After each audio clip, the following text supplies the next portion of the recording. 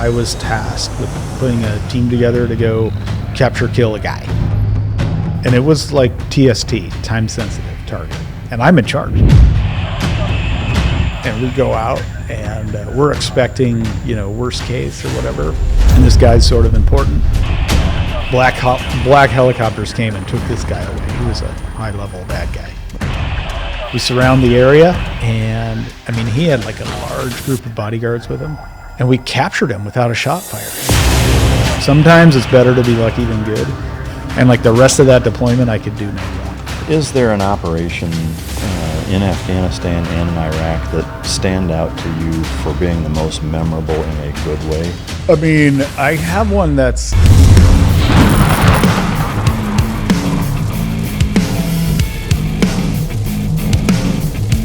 Team Dog, premium meals designed to keep your dog healthy, happy, and strong, to improve digestion, boost energy, and support a shiny coat. Non-GMO ingredients, no fillers, no gluten, no corn, no seed oils, and no soy. Just pure, high-quality ingredients to fuel your dog's best life. It was crafted by experts made for your dog, Navy SEAL K9 trainer, and nutritionists. Team Dog Food, where no piece goes to waste. Ladies and gentlemen, welcome to the stage, Eric Frohardt. Medically retired Navy SEAL. He was at Team 5, a short stint at Tradet, and then NSW Development Group with numerous deployments overseas, including Iraq and Afghanistan. He's climbed 2 of the 7 summits, which really means you haven't climbed 5 of them, right? Yeah. Yeah, it's better. Is that the negative way to look at it? I think that's the better way to describe it. Also, so you did Denali, Aconcagua, El Cap at Yosemite. Yeah. And you're getting ready to climb Kilimanjaro in Africa for a charity event, right? That's right. Yeah, That's we'll dig into that for sure. Co-founder of Blue Corps Shooting Center, CEO of Strong First, also from Iowa and retired due to Valley Fever, which I almost was. Well, I have, that was just part of my, what's the word? Like resume. Yeah. I think the biggest ding on my record was the loss of a kidney. Yeah. And then other things kind of led to it. Like I lost my kidney and and we can get into it later, but it was a kind of a long misdiagnosis. Yeah. So I lose they go in to fix my left kidney in 2002. And, I had these pains like here and there joining the military. And even before that. And these pains would like just cripple me. And there'd be times I'd like curl up in a ball. And, and it happened in boot camp once. The one time it happened in Buds was, in Hell Week on the night of the Steel Pier. Well, that's handy. And which is like already horrible. I can't remember all of it, but I remember Steel Pier being one of the worst nights. And then I had it in sniper school, and then once in my second workup, I kept getting these crazy pains. And they would just curl me up in a ball, and I would get diagnosed of like IBS or something. And it actually took going. We were doing land warfare in Chaffee, like my first platoon we did land warfare in Nyland, and then my second one we did it in Chaffee, and it would not go away. So we went to my OIC, Clint Bruce, who lives here in Texas. Yeah. He takes me to his stepfather, who's a urologist. And I get an x-ray with contrast. Sorry to bore your audience with the medical here. But long story short, they're like, you don't have IBS, you have kidney stones. Right? So I kind of like replay all the moments back when I had these attacks, and at the time I wasn't diagnosed with it, but given how that felt then, and like those same pains, I had a a kidney stone like in boot camp, and then like Wednesday in Hell Week, like during the Steel Pier, when I had sniper school, during marksmanship up in when it was still in Kalinga, where we both got the Valley Fever. Well, I actually got it out at Nyland. Oh, okay. Well, I got mine at Kalinga, and then I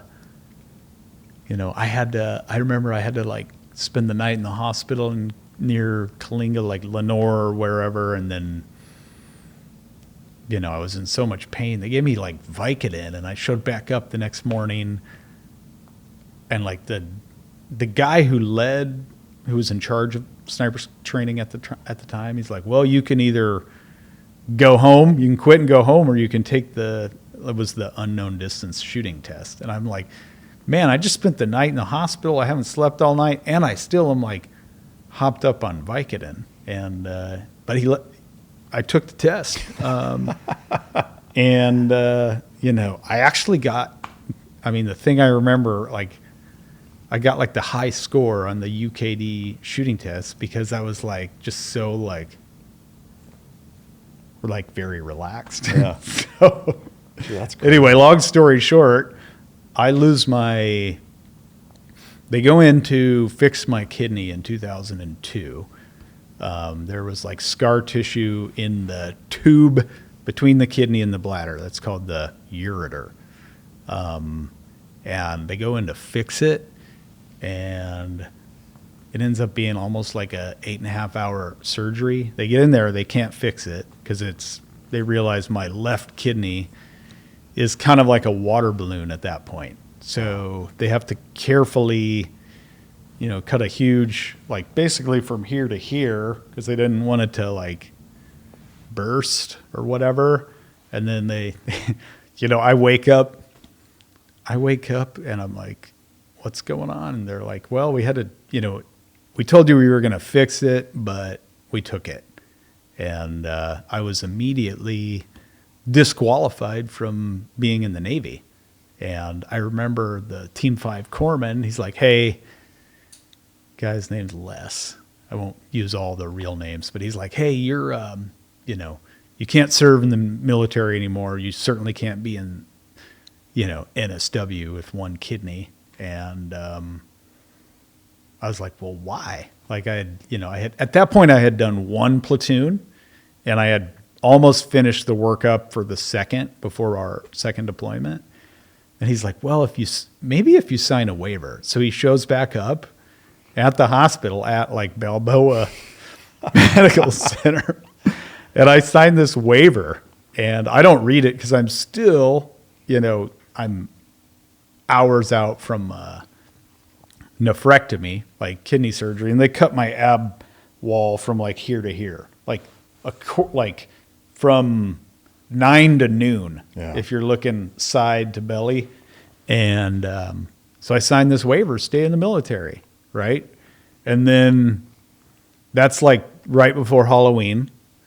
My wife and I got married in December because we had been engaged right before that, and then deployed at the end of January or the beginning of February. Wow. And I deployed and then came back, went to TRADET briefly, then the whole thing to go to DEVGRU. And at some point, I got hurt in Iraq, IED'd, and just like a bad concussion. But I had to I had to get medevaced and go to the hospital because I couldn't like stand up or whatever.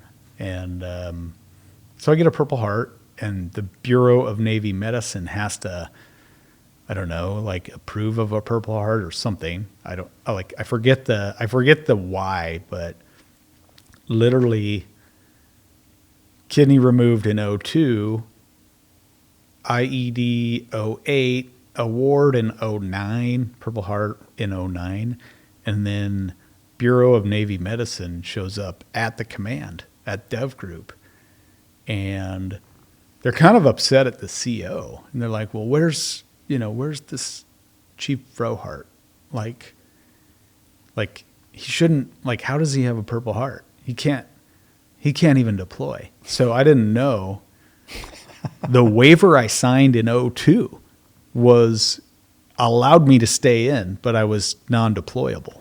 How does that? And then I just kept going. And like, it was like the right hand didn't know what the left hand was doing. Dude, how does and that?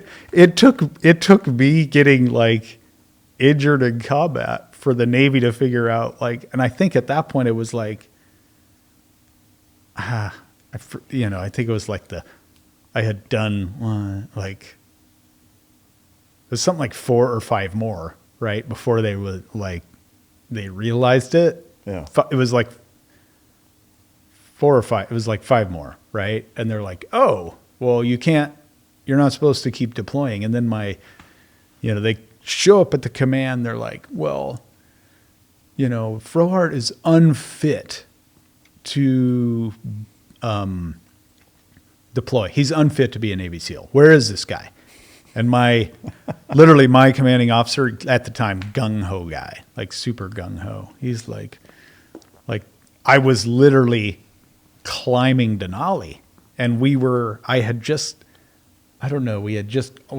summited yet, but I had called my wife on the sat phone, and I was like, hey babe, we're getting ready to summit. We're at 14,000. We're going to spend a night acclimating, yada, yada, yada. And I remember her telling me, like, a friend of mine, John Foz, R.I.P., he died in extortion, but his roommate had caught his house on fire. And so John Foz is my tent mate. And he's like, well, why don't you tell John that his kitchen burnt down? And also, someone from work came over and said, you're not supposed to be a SEAL anymore. And I'm like, what are you talking about? Like, and then I come home and they're like, you're unfit. I'm like, I just climbed a big mountain. I'm like relatively fit. I don't know what you're talking. Like, anyway, long story long, they med board me, and I was coming up on 12. And they said I could stay in the military, but be enforced non-deployable, or I could, get a partial medical retirement. And if I had done 15 years at that point, or even whatever, like if I was closer to 20, I would have taken that desk job. But I was like, man, I can't do 8 years of desk job. You know what I mean? Yeah. Like, I can't watch the guys train and yada, yada, yada, and then not go play the game. So. Well, I mean, from the med board standpoint, I mean, did you fight it at all? Like, saying, dude, I've done 5 deployments since I had my kidney removed and signed this waiver. I mean, I did for sure. Like, it was kind of a mixed, like, and I have to triple check what deploy, like how many, because there was a number of them though, right? I mean, it was more than, let's see, it was, anyway, because we had I had deployments at Team 5 that were 9 months, and then at DEVGRU's, like 3 months. So I always kind of, whatever, someone says they do this many deployments, doesn't really matter. It was a number of deployments. And I just remember like being more like letter of the law than common sense. And then there was a part of me too, like, my wife was kind of over it. And I don't know. I mean, I wanted to do 20, but then on the same hand, I was like, well, this is partial medical retirement, TRICARE, and had lost a lot of friends at that point. Yeah. Like, 2000, I think in 2008 we had, up to that point, it was the most funerals that I had gone to. Obviously that was before extortion, but, lost some teammates and just kind of was getting a little bit burnt out. So yeah, I don't remember. I do remember kind of fighting it. And then they kind of said, well, desk job or, catapulted out of the Navy. So, Man. and it was really challenging because I got this med board, and then I had essentially 6 months. So I didn't get how most people get a twilight tour? Yeah. They can go to Buds and maybe I could have. Maybe I just didn't know any better. Go to Buds or go back to a training command or, whatever. I didn't have anything really set up, so just kind of got out and Man. and left Virginia Beach, left the teams behind. It was just very tough time. Yeah. Getting out of the teams is like harder than getting in. For sure. I mean, and you had, did you have all your kids at that point? 3 of the 4. Yeah. So yeah, and there was no, there's no gap year when you got a family.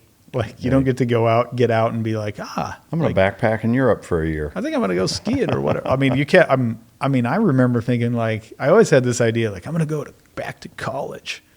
Well, that wasn't going to happen. I had 3 kids. I had to buy diapers. Man, that's wild. Yeah. I mean, I do imagine that in that pipeline, like, if you're non-deployable, like you could have gone to Buds. I mean, because that's kind of what happened with me is they said, hey, we want to medically retire you. I mean, again, I got valley fever out at Nyland as an SQT instructor, but I had just gotten back from Iraq. Mm-hmm. It was within a few months of being home, and they tried to medically retire me, and I was like, hey, is there any other option? Like, I've got my firstborn on the way. I don't have a college degree. I was not planning on getting out. I mean, same kind of thing. It was just very unexpected. And so they worked a deal to send me to Buds for the last few years that I was in and got my degree, had both my kids on the Navy's dime, and then got out, but that gave me time. Maybe you're just better at advocating for yourself. I probably could have had that option. Yeah. I think because I was already an instructor, I think it was just kind of a natural fit. I was just like, hey, is there any other option than getting medically retired? And they're like, well, you can't be around lung irritants.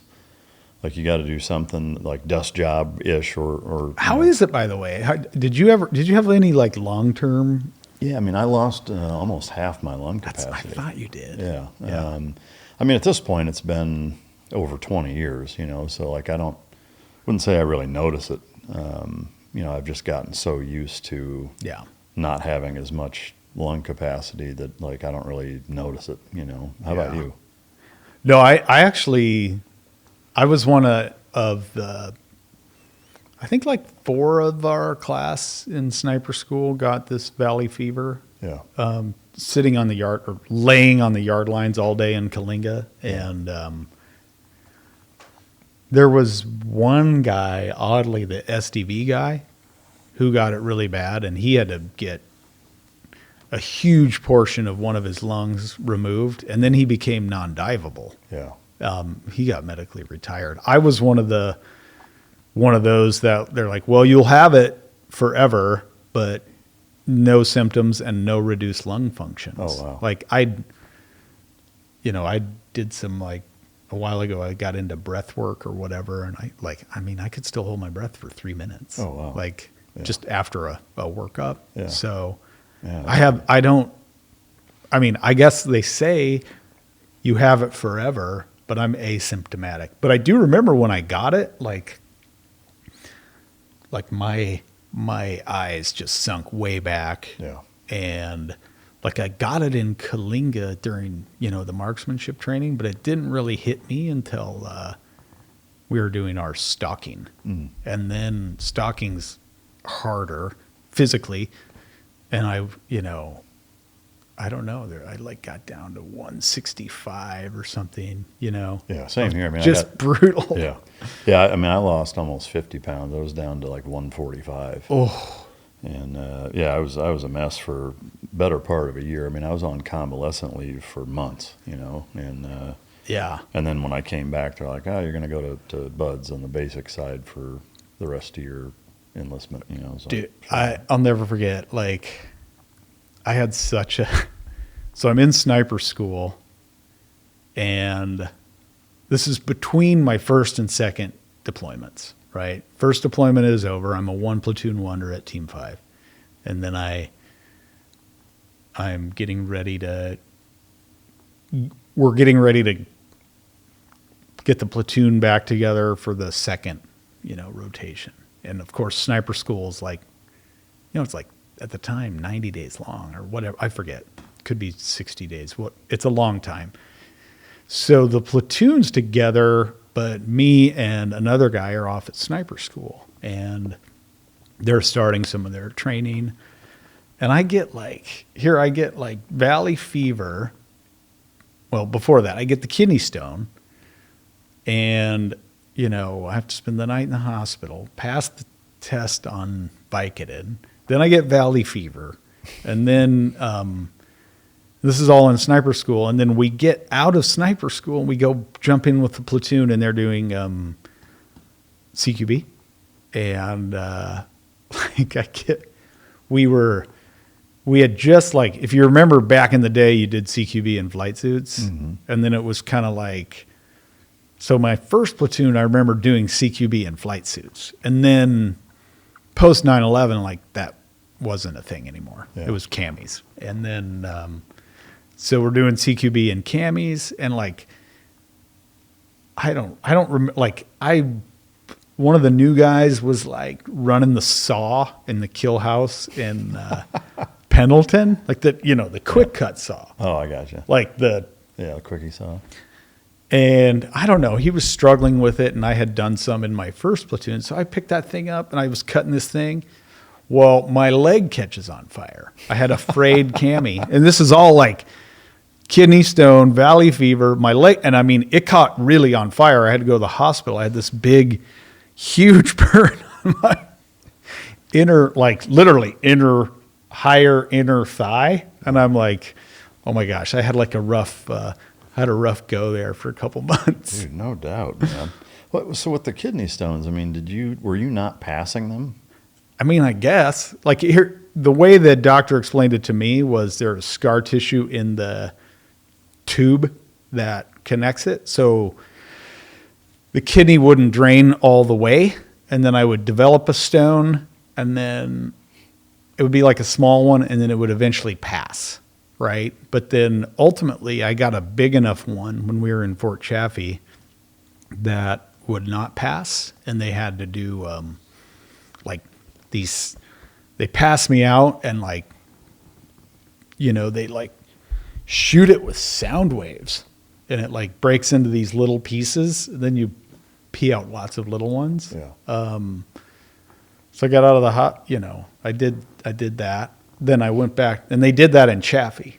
And then I flew back to Balboa, and they were going to try to fix it. And then that's when that's when I woke up without a kidney. Like I'd been partying in Mexico or something. Wake up in an ice bath. Yeah. Man, that's the running. Like, how did you lose a kidney? Yeah, partying in Mexico. Yeah. I mean, did only having one kidney? I mean, did you have to be really intentional about what you drank and ate, and for the rest of your career? Like, were you really careful and not drink? And I'm still very careful, and I've talked to I've educated myself on this. I've talked to like urologists, nephrologists, and yada yada yada, and so really the main thing for me is always hydrating. Yeah. Drinking lots of water. And then there's certain foods I know that may cause kidney stones that I kind of avoid them, like foods with oxalates and things like that. Again, don't want to bore your audience on that, but, and I'm allowed to, like, I can drink alcohol, like that affects the liver. The only time it would affect the kidney is if I got overly dehydrated. Yeah. So, but I mean, I drank just weekends and stuff, but not, Man. not. Did it impact you going through selection for DEVGRU? And I had lost it before then. So, and actually once I lost my kidney, I never got those pains anymore. Like I was like, all of a sudden, like, oh, I felt better all the time. Yeah. Yeah. Wow. So yeah, I mean, and now I have like, I see my kidney doctor now in Omaha. For a while it was Denver, but I see a kidney doctor. At first it was twice a year. Then now it's just once a year for a checkup. Yeah. And I have essentially like almost 90% of a normal person kidney function who has 2. Wow. And they suspect, it was bad when I was young and that my right kidney atrophied and like took over. So when I eventually lost my left one, the left one hadn't been doing much for a long time. Yeah. Wow. So you're originally from Iowa. Yep. I'd love to hear, just also being from Iowa, if you could kind of summarize what your childhood was like growing up there. Yeah. Remind me where you're from. Waterloo. Yeah. So I was born in Fort Dodge and then from Sac City, Iowa. And, I was looking at some old, like, my dad had given me like some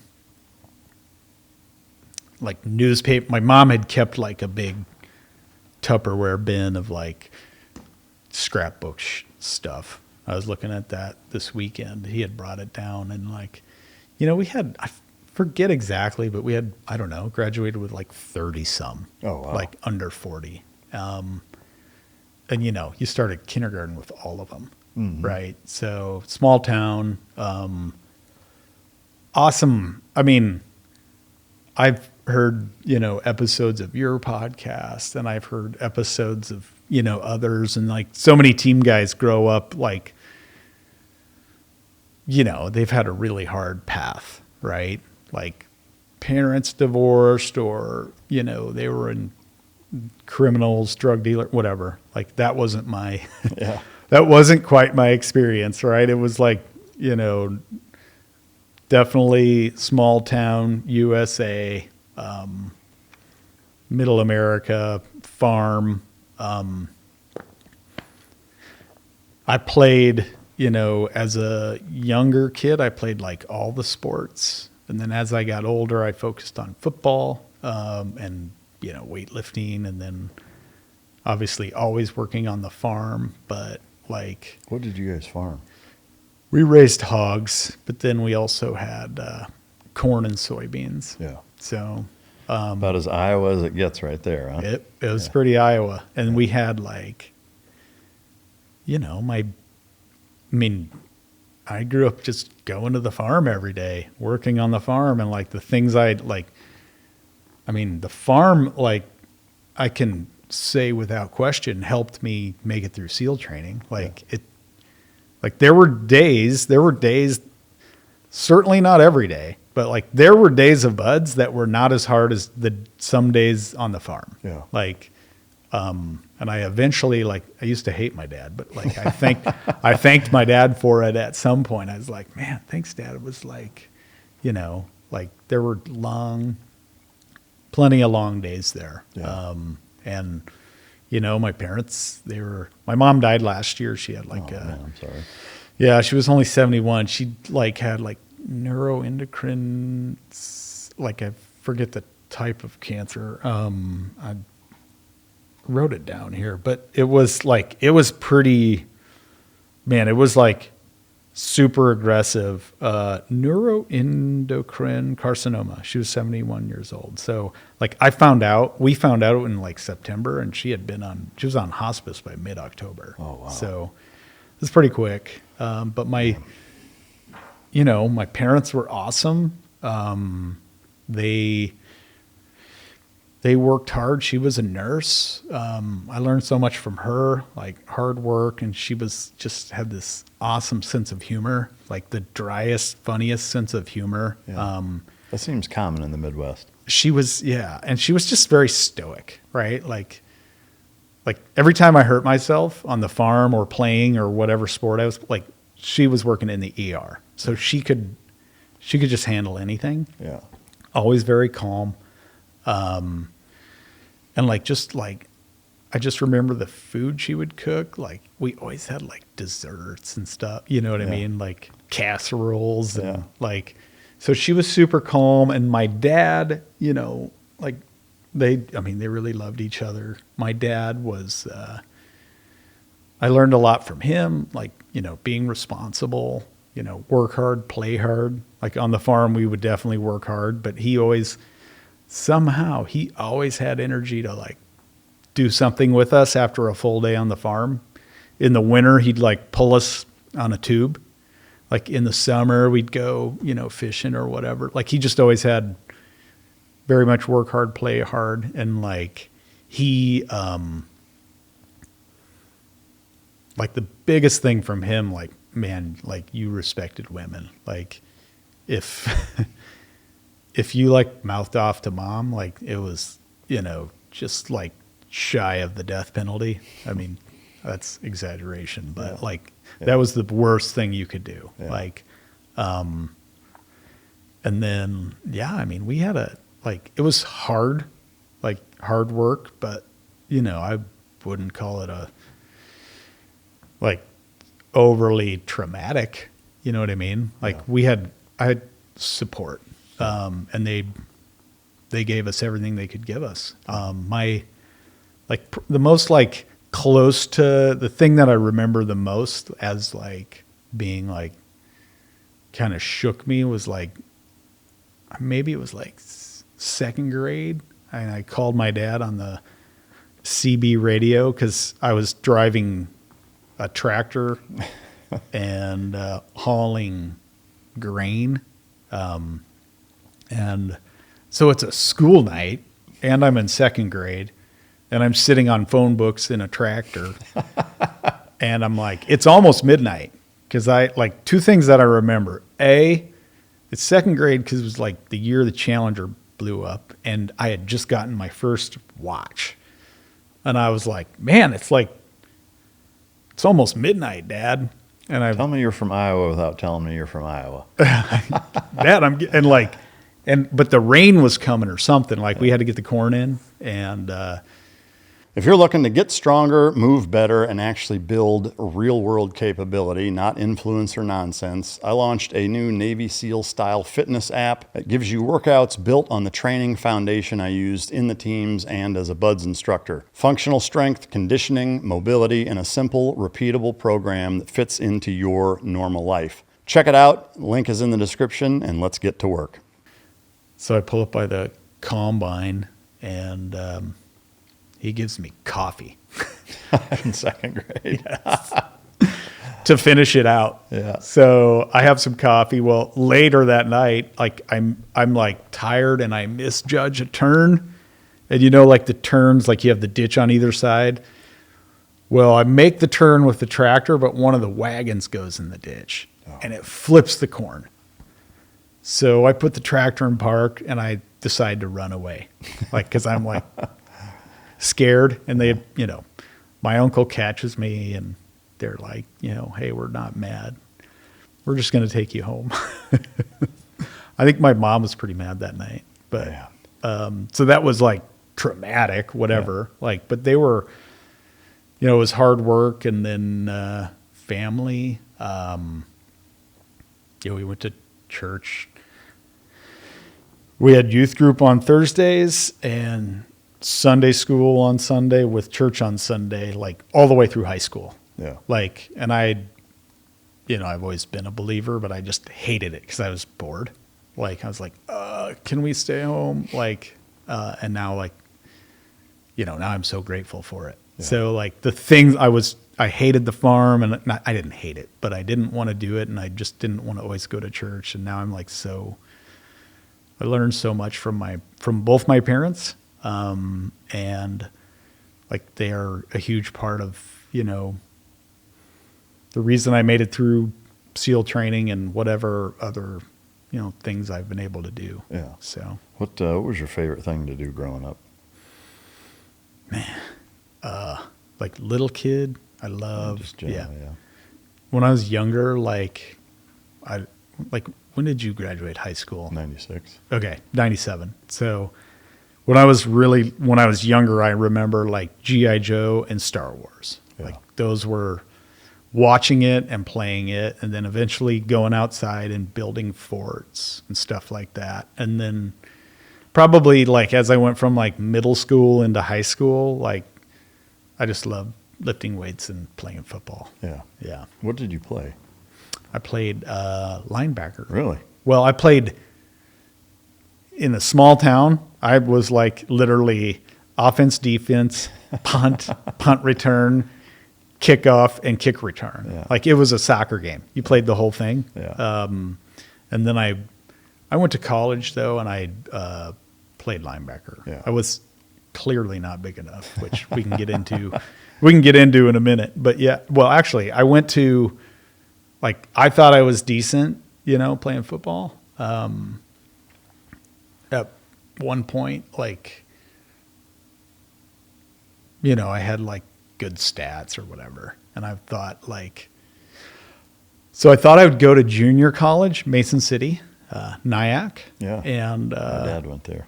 yeah. And so my dad, like at his peak, my dad is like, he's skinnier now, but he's also in his 70s. But he was like, when I was a senior in high school, my dad's like almost 6'5", but 330. Wow. And he could like beat me in a 40-yard dash, like fast twitch Man. beast.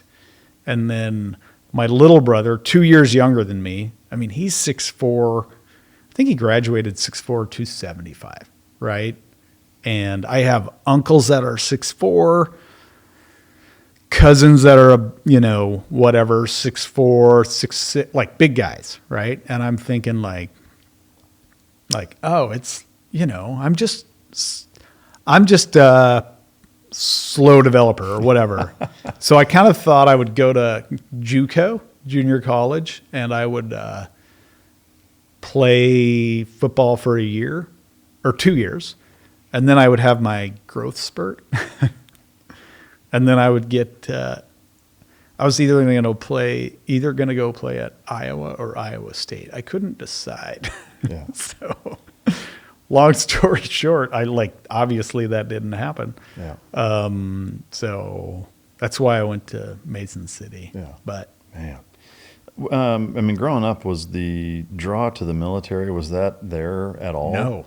And so what was the catalyst or the path that led you to join? I mean, like growing up, like the closest thing to the military for me was like there were probably like a G.I. Joe, like, green lasers versus blue lasers and no one gets hurt.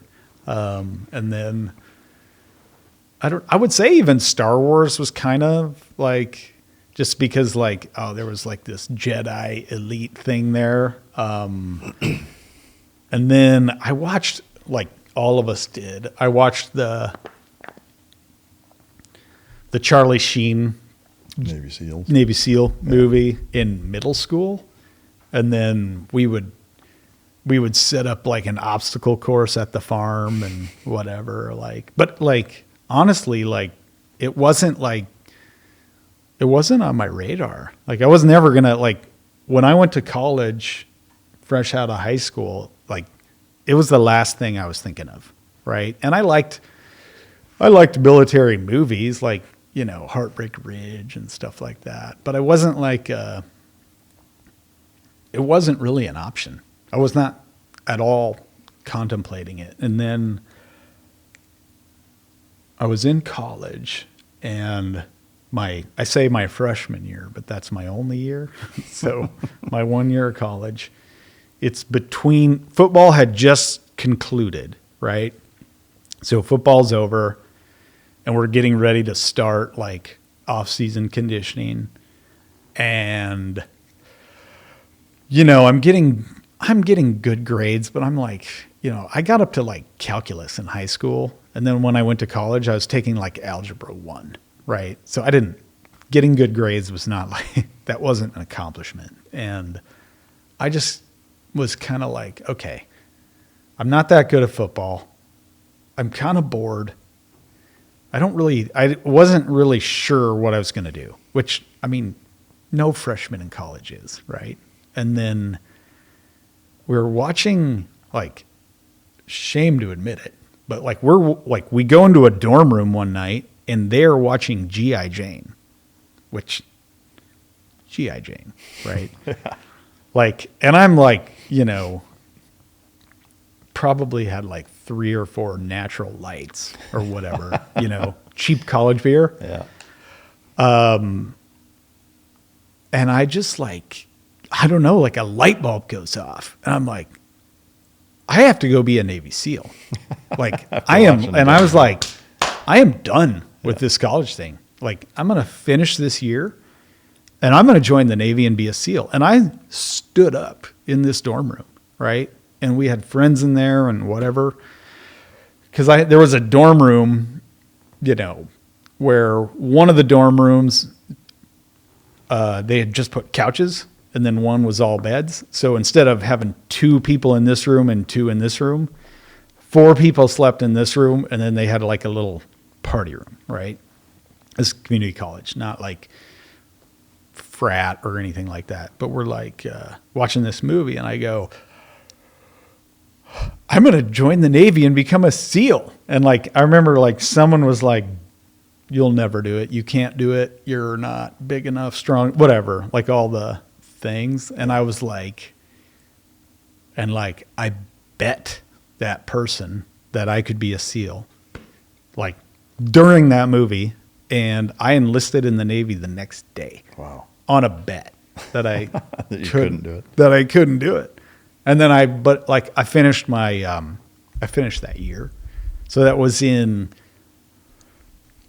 I think that was in, like right before break.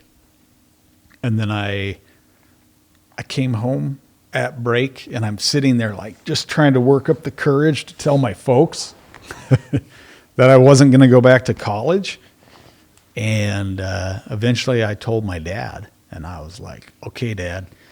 I'm sitting there like, because I was worried he'd be upset or mad and whatever. And I was like, Dad,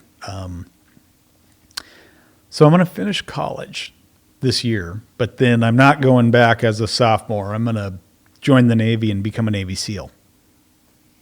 And I'm just waiting. And he just like, he looked at me and he's like, well, you know what? I think you could make it through that training, and I think you'd be really good at that. And I was like in that moment, like that, the support, you know what I mean? And then that level of belief he had in me, yeah. Right? Like, no way I'd quit. Yeah. You know what I mean? Wow. So. Yeah, that's a really powerful story. I mean, especially given your expectation of his response versus how he actually responded. Yeah, and he was like, Dad was hard, strict, but like he was also like super fun. He'd play with us a lot and do stuff with us. But like, again, he was like, work hard, play hard, responsibility and, you know, work ethic, respect women, all those things I mentioned. But then, yeah, like in that moment, like, you know, the belief, you know, it would have been so easy for him to say like, ugh, like that's dumb, finish college, you know what I mean? Yeah. Especially then, right? Yeah. And so it was it was impactful. Yeah, that's amazing. So you finished that year, you joined the Navy. Did you go through OS or IS? Sonar tech. Yeah. So a relatively normal path in. You go through BUD/S, you're having some of the kidney issues, but relatively smooth sailing otherwise? Yeah, BUD/S, honestly, minus the one thing, steel pier, that one pain. I was naive enough to, when they asked on the first day, like, who's never seen the ocean? I was one like, oh, me. And then I went and got surf tortured to get caught up. Like the first time I technically got in the ocean was the beginning of BUD/S training, right? Which was, you know, and like I think on that note, the 4th time I got on a plane, I jumped out of it. Yeah. Right. Like it was, I flew to boot camp then I flew to A school, then I flew to jump school, then I jumped out of a plane, right? So, but Buds was like I wasn't like, I never won. I was never the fastest runner or the fastest swimmer, or I never won the O course. I could not do the most push-ups, pull-ups, sit-up, like all that. But I was in the top, 5% on all those. Right. So it's always towards the front on the run. Top 5 swim pair on a swim. Towards the top on the oak, like everything decent. And then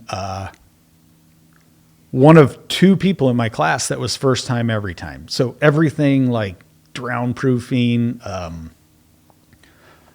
dive physics, pool comp. I forget all the weapons, practical, all the things that you're tested on. Life-saving, not tying, all of them, right? Somehow I passed them all the first time. And I'm like, it never had been exposed to it. So, it was. I imagine that's a testament to growing up on a farm and figuring just, things out. Just having to do it. It's like there's no other option. Like, here's what needs to get done. Figure it out. Yeah. Which to me that's kind of the hallmark of the SEAL mentality. Really, is like, get the job done no matter what it is. Just figure it out. Yep. Which it's such a great way to grow up. Checking into SEAL Team 5, I've had, a number of other guys who are Team 5 guys. And, it's interesting back then. Back then it was. Well, yeah, the difference in culture and personality between Team 1, Team 3, and Team 5 was massive. It was very. And I had friends that went to the East Coast, and I heard their experience. I was like, oh, it was. Do you remember your check-in day? Did anything? My check-in day was. It was like December 31st, 99. Yeah. Like right before Y2K. And I remember like someone was like, hey, check in on New Year's Eve so they don't throw you on the watch bill. And I was like, okay. Because I had finished Buds and went to jump school. That I had I took like 30 days leave. So like I ended up having like Thanksgiving and Christmas back in Iowa. Yeah. Then I drove from Iowa to San Diego. Got to Coronado. Didn't want to get a hotel room, so like broke into 618. Slept on the one room had like a window unlocked, and I would just throw a sleeping bag in it and like kind of moved around until I checked in on New Year's Eve. They're like, "Oh, good idea. You checked in on New Year's Eve, so you can't get on the watch bill." I checked in, and then what was it? Master at Arms. So you go to work at Master at Arms for a while, and you really, all I know at that time is like I'm looking around SEAL Team 5, and you hear like when you're in Buds, what do you fill out that dream sheet? Mm-hmm. And I literally filled out like, I think I was like, I want to go to either 8 or 4 or 2, right? Totally wanted to go to the East Coast. I wasn't a surfer. I was sick of California, like all of that. I felt like it was more Midwestern, right? So, and then I get assigned to SEAL Team 5, right? And they're like, Surf Team 5, right? And I'm like, okay. So I was in Master at Arms, just sweeping the grinder, cleaning the toilets and all the, we did early. And then STT started. That's 3 months long, and you go through SEAL tactical training for 3 months, and then you have to be at the team for 3 months before you could take your Trident board. Yeah. So that was kind of the thing. But I remember it wasn't until I got into STT and there was guys from 1 and 3 and 5 there. And like, it seemed like 1 was the most strict, 5 was the least, and 3 was somewhere in the middle back then. And I remember early on, like at like SEAL Team 5, like people were longboard skateboarding around the grinder and like there was like a volleyball net. And Team 5 was the first one. This happened when I was in STT.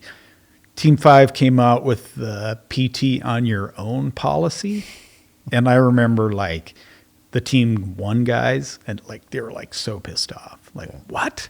Yeah. Like PT on your own, and every Friday there was a group command PT, which might be a monster mash, right? For your audience, a run, swim, run, O-court, like some kind of, but it also always concluded with a couple of kegs on the grinder, and the new guys had to like cook the burgers, tap the kegs, and like I just imagine like every Friday going on some 90-minute to 2-hour endurance thing, like a swim, a ruck, whatever, a run. And then when it was over, showering, changing, and then we were out there like kegs, volleyball, and burger. Like That's like a military fraternity. it was. I mean, it was like, yeah, it was totally. And I don't know. I mean, I've gone back. I know now they all have like these big buildings and such. So Well, yeah, I mean, now everything's down at the elephant cage area. Like everything's down there, you know. yeah. So it's unrecognizable at this point, I think, for guys like us. But Yeah, I left there. I mean, shoot, I must have left Team 5 in 03. Actually, 04.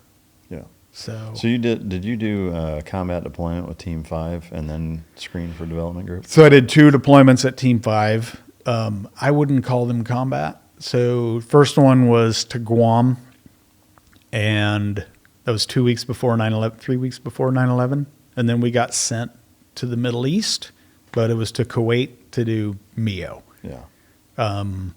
Which is maritime interdiction operations for the Yeah. listener. Which for me at the time, I'm like, hey, I'm a new guy and we're doing real world missions. Like, you know, didn't shoot, but it was something. Yeah. And I even got like, you know, we got like 8 or 9, you know, hook and climbs. One of them, I was the lead climber. I'm like, this is interesting. And then, let's see, my second deployment, we went to Oki. And that was a rough one. Okinawa. And we deployed early to relieve someone that was going to go participate in the Iraq invasion because they had been over there. And the plan was like we were going to do a 9-month deployment, and midway through they were going to cycle us into Iraq. To make matters worse, this was like a month after I'd gotten married. So, month after I get married, and by the way, I just put my wife through the ringer. Like we get engaged in October. A couple of weeks later, I lose a kidney, and she spends, you know, a week in the hospital with me. We get married in December.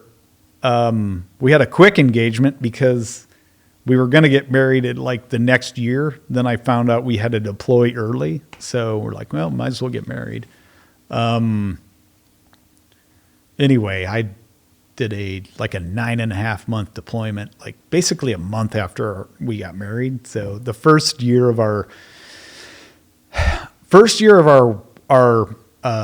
marriage, I set a pretty low bar. Yeah, well, I mean, it can only go up from there, right? Yeah. So did you guys stay in Okinawa the whole time, or did you end up Moved around a little bit. Did you not end up going to Iraq? No. No. Closest thing we got on that deployment was there was a Abu Sayyaf group, you know, in and around, I think, the Philippines. Yeah, and then we were down in Mindanao. Yeah, and we were getting ready to go like do something against them, and Right. went to a ship, got pre-staged, didn't happen, and then I had to. the platoon left. I had to stay behind because the platoon that was replacing us, like they were short a sniper, so they needed me to kind of backfill.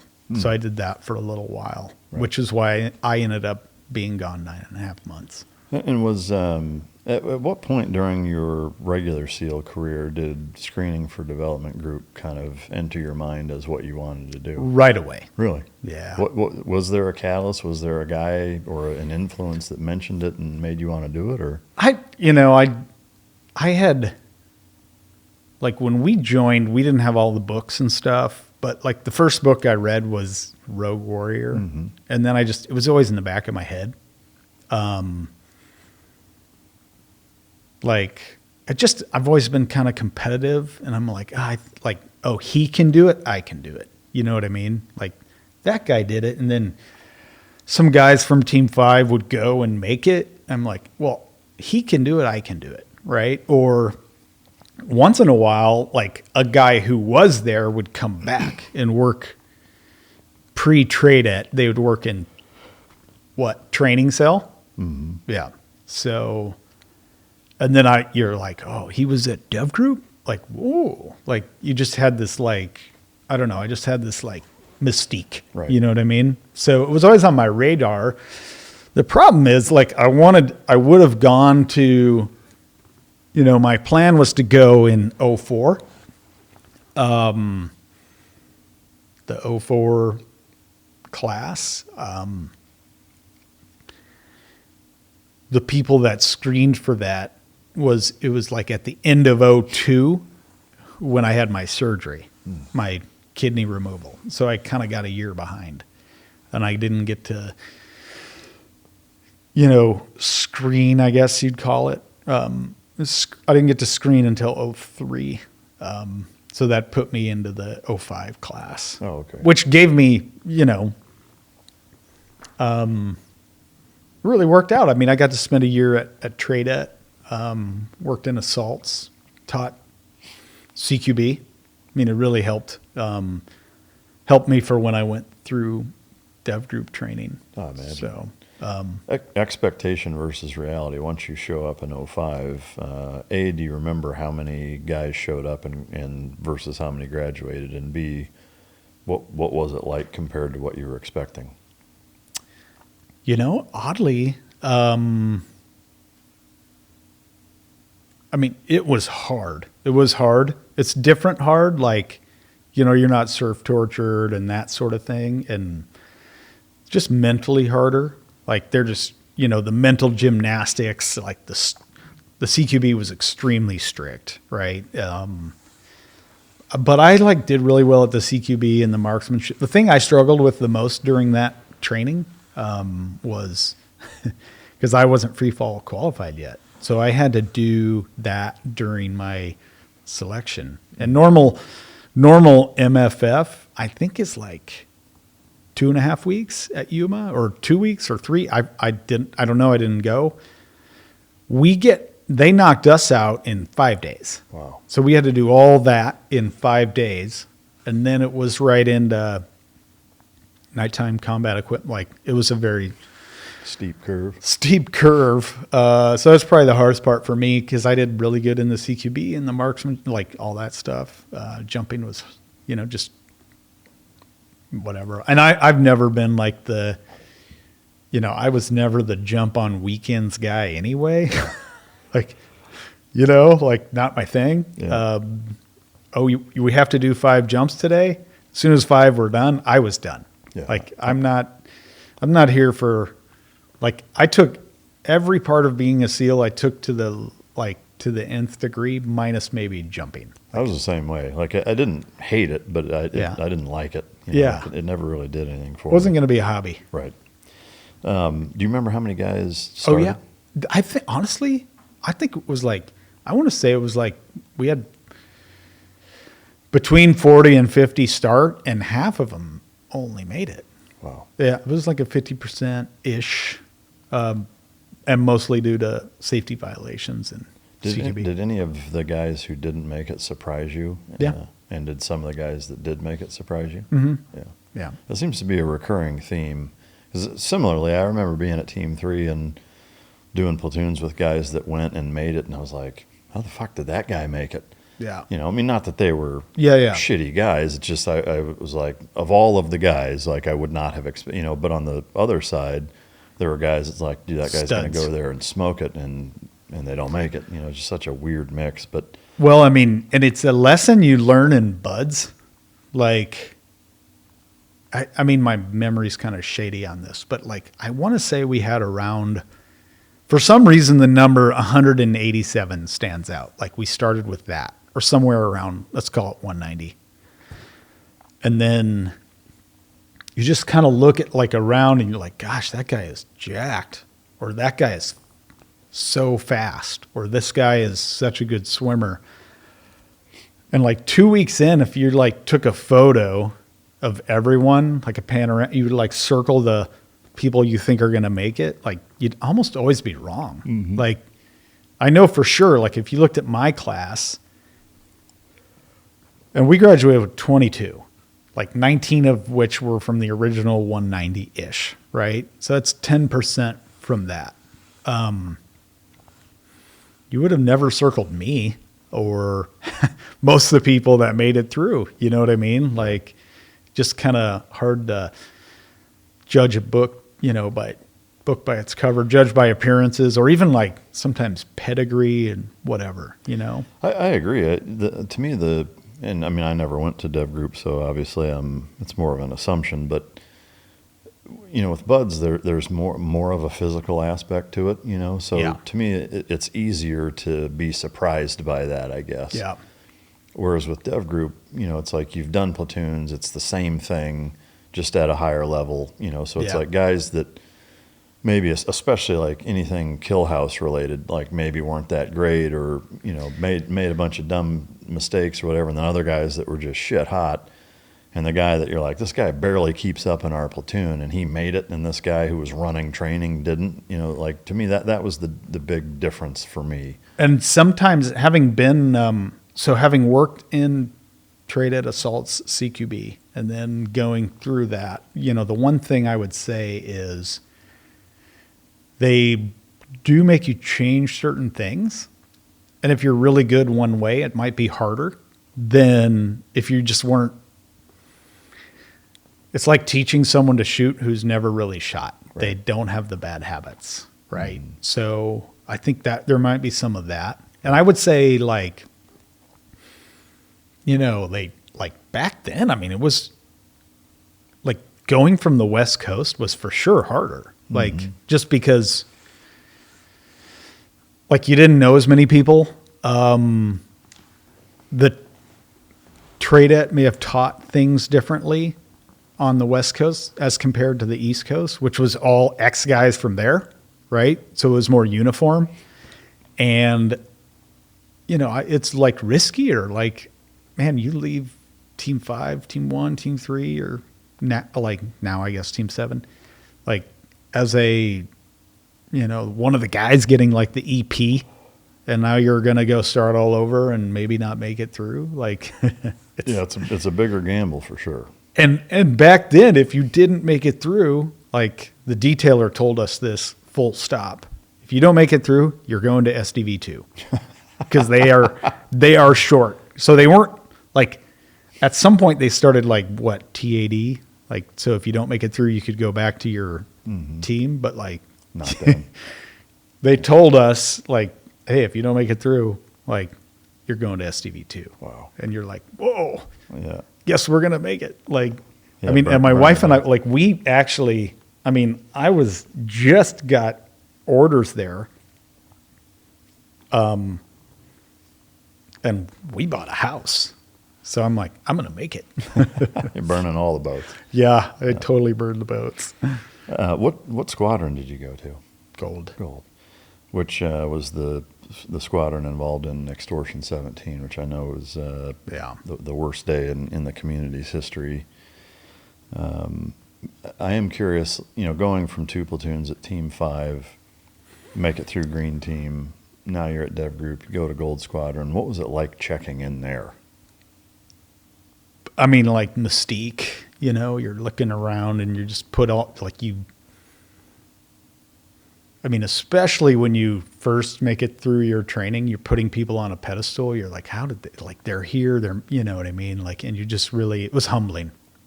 And eventually you kind of you just kind of realize, like, don't put anyone on a pedestal. Like, you know, just kind of that combination of,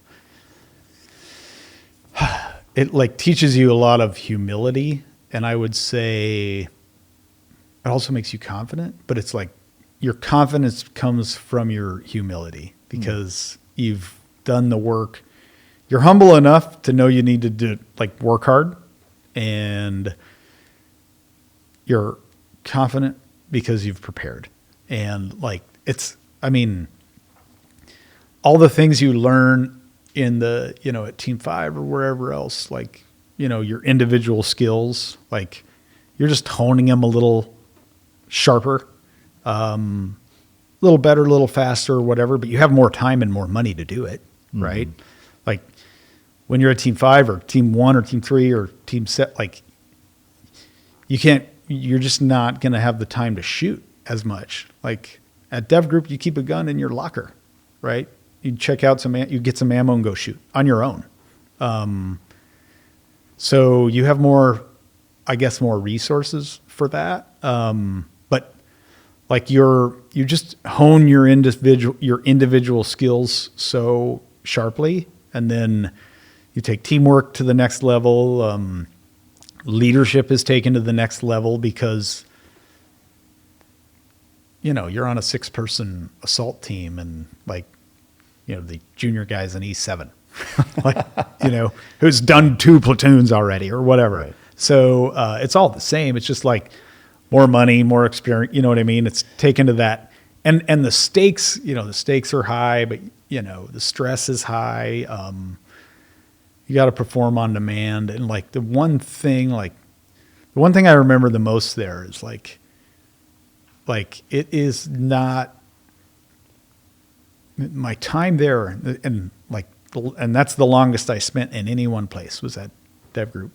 The thing I remember the most is, like, someone every year from a squadron is getting booted, right? Like, for something, usually safety violation or something, right? Mostly, I'm not talking like a fight or an alcohol incident or whatever. I'm talking more operationally, and like, just like occurred to me. And like, I heard this later, like on a podcast, and I kind of poached it, but success wasn't purchased, it was rented. And you had to pay that rent every single day, because you were almost like maybe like on an NFL roster, and someone wanted your spot. Yeah. You know what I mean? So yeah, I mean, it makes you earn it every day, and nothing's guaranteed. Like, don't get comfortable. Yeah. Don't get complacent. Don't get comfortable. Right. And it was, and like the thing, I mean, that's where I got, that's kind of how I got into climbing. And I wouldn't even say I'm into it. Like, I showed up, me and one other new guy show up into our team, and the team leader is like, the other new guy was bigger and like bulkier. So he's like, breacher. And then he points at me and he's like, you're going to be a climber. Have you climbed before? I'm like the O course, like, you know, no. And then, I mean, the amount of climbing, I had done some rappelling off a cliff in Kodiak at Team 5. You know what I mean? Like, nothing. Went to a rock gym once. Yeah. I mean, not so. I get kind of pigeonholed into climbing, right? And I go like everything there is a ramp up. So I do some like training at the command. I do a 4-day trip out to Red Rocks, Las Vegas, with the squadron climbers. That's a shitty place to train. It wasn't bad. And then we do another 4-day trip to Arapoli, which is in Australia, which was like really cool. So now I have 8 days of sit harness in a sit harness climbing on real rock, not counting rock gym or like the crazy climbing we did at the VBSS climbing we did, right? Which I won't go into, but I got 4 days of rock climbing. And did you ever know Heath Robinson? Yeah. Yeah. So he was just like, undeniable. Like he had come up with this idea, like we were going to go climb El Cap. I'm like, I don't even know what El Cap is, And there's some climbers on the team and they're like, well, it's this big wall, man. It's epic. Like they're talking like climbers. It's like totally exposed. And like, I'm like, what? Like, I might look like a surfer. I am a farmer. Right. And, they're like, That's so classic, man. That impression's perfect. yeah, we're going to go climb El Cap. And I'm like, so then I'm like, I look it up. I'm like, wait a second. Like it takes 3 days and you have to spend 2 nights on a cot on the side of to the fucking mountain. I'm like, I don't know if I want to do that. Right. But now I'm like, I have to do it because the climbers are doing it. So I end up like, okay, we're going to go do this. And, so the 9th time in my life that I had ever like climbed rock was a training day on El Cap. Right. So we're practicing aid climbing and portaledge, building the portaledges, which are the cots you sleep on, and then practicing hauling gear. Because you have to like, you have a couple gallon of water a day and your food and like, so everyone starts off with like 100 and some pounds, but you can't climb with that. So you climb and then you have a pulley system to pull it back up. Right. So we're practicing aid climbing, building the portaledges, and hauling for a day, maybe 2, right? So now I'm like, I have 10 days of rock climbing, and then day 11 or whatever, we like, as they would say, we're going to send it, man. And I'm just like, oh, like, so we go for it, right? And like, I think like the first night, my team, we're each doing a different route. So we're taking turns on lead. We have a guide, but we're leading. So he's just there to help. And I think on our route, there was one pitch that was just too hard, like the guide led it. But we led all the pitches and cleaned them and hauled the gear and all that. And like the first night, maybe like, I don't know, 600 feet off the ground and somewhere around there. The early part of this pitch was more than vertical. So it goes like that before it goes to vertical. And right where it's still, I guess concave like that, my portaledge is like, so I'm 600 feet off the ground-ish, or something like that, 500-600 feet, whatever it was. And my portaledge isn't even touching the wall. It's just like hanging. And it's blowing in the wind. And I'm just like, what am I like? That was like much scarier than a hey-ho, right? And then like the next day, so the first night, portaledge. The next day we climb all day, portaledge. Next day we climb all day, and maybe 5 o'clock at night, I do the last pitch, right? Mantle over the top, tie it to a tree. The team climbs the rope that the rest of the team climbs it. We summit on the 3rd day, but spend the 3rd night on top. And then the next day, it's like this, off the backside, you hike, and there's like 2 or 3 like 200-foot rappels, like hike, rappel. And it's like, it's kind of a crazy adventure.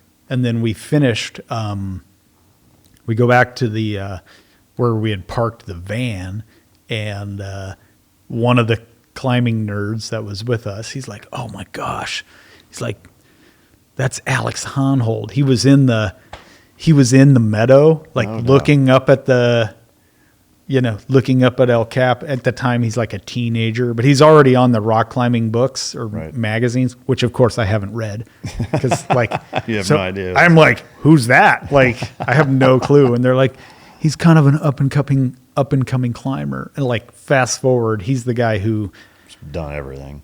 Well, he climbs El Cap without a rope, and they make the movie Free Solo. Yeah. So I'm like that's the El Cap story. That is crazy. Yeah. How challenging was that physically for you at that time? Physically, like, I learned like early on, like sometimes people that are really good at like upper body, they don't climb well because they don't trust their feet. And we had great climbing guides, so I learned how to trust my feet. And then, of course, like aid climbing is different. Like with aid climbing, you can't really hold on to stuff. You're putting a piece in that then hooks to like this nylon ladder that you stand on, right? So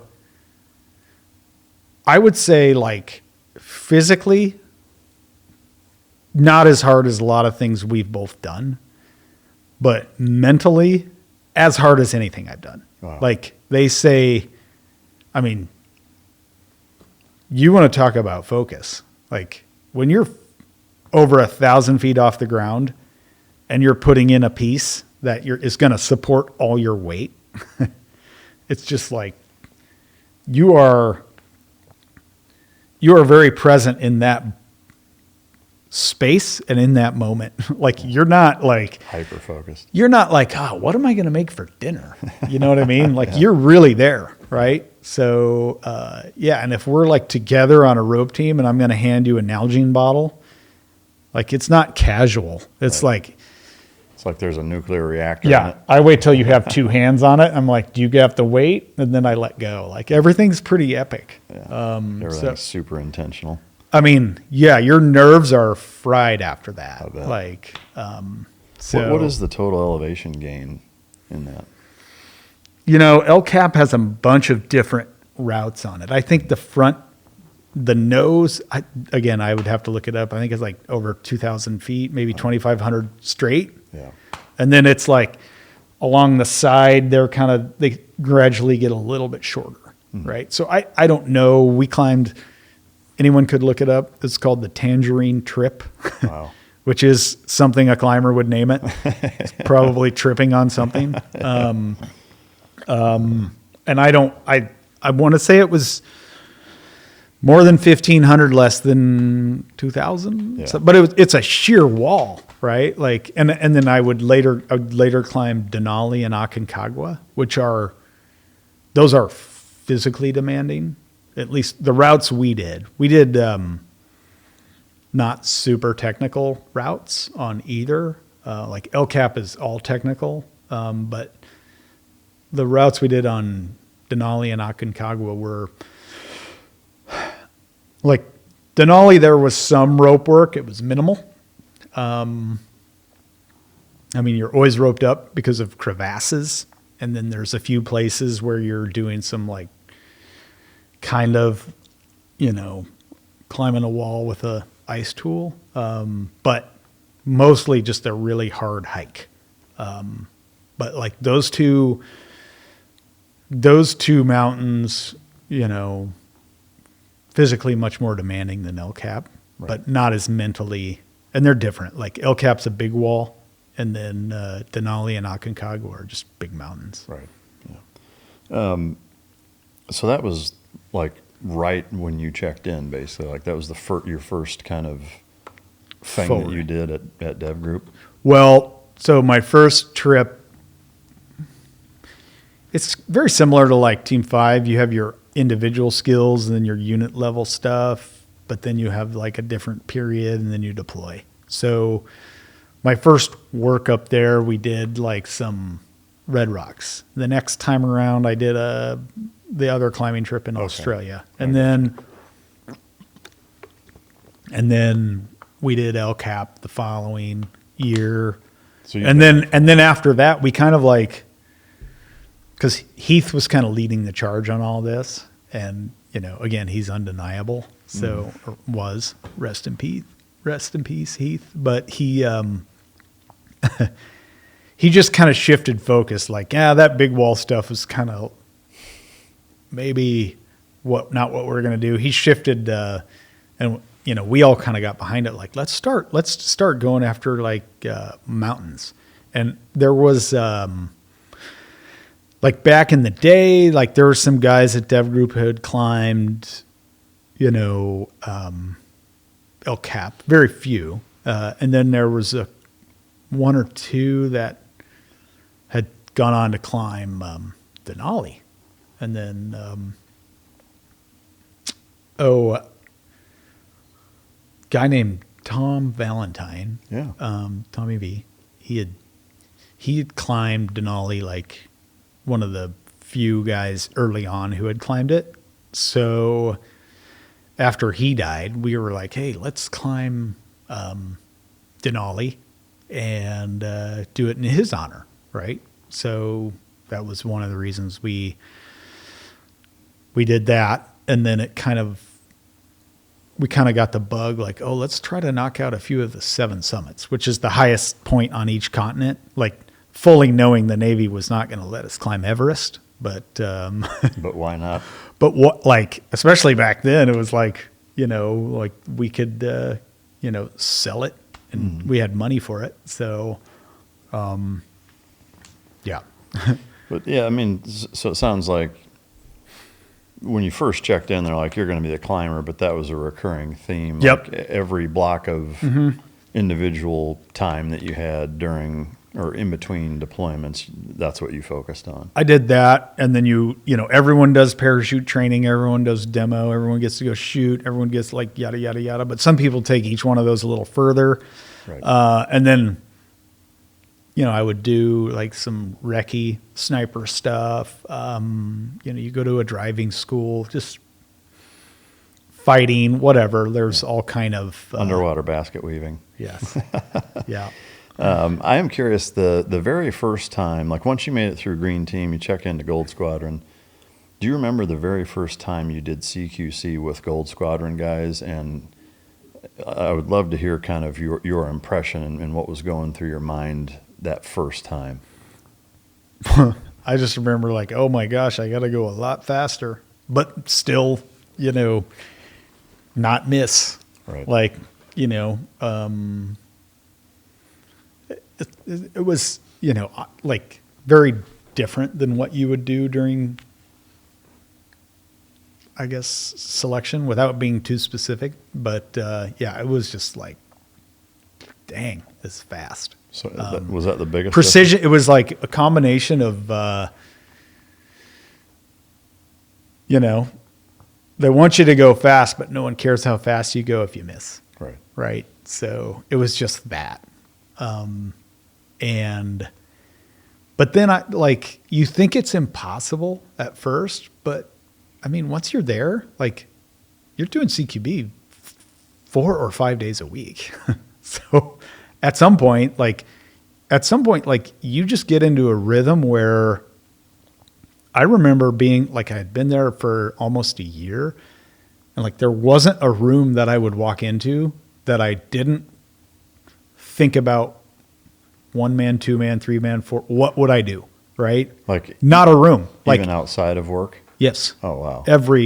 You just thought about like everything was, you know, distance, dead space, angles, whatever. Like you're going through the principles of it. So, yeah, I mean, and I was, you know, for me back in the, like at that period, like a lot of us, like,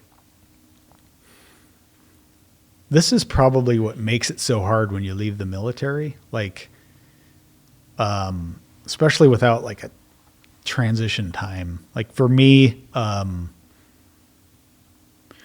you know, you lose your kind of sense of purpose and then you lose your camaraderie, your team. Even your like, because I got out, I didn't have a job, so I lost my ability to, you know, buy groceries, pay for stuff. But most of all, it's like that loss of identity. Mm-hmm. Like, you know how like you're kind of singularly focused. Like first and foremost, I'm a SEAL. Right. Like for me, it was like, I'm a SEAL who happened to be a husband and father. That's how it was back then. Like, and my identity was so wrapped up in it. You know what I mean? Like, and then it's all gone. Like, Yeah, I mean, to me, even statistically, like you have a better chance running into an NFL player than you do an active duty, even just regular SEAL, let alone a Dev Group one. You know, you're talking.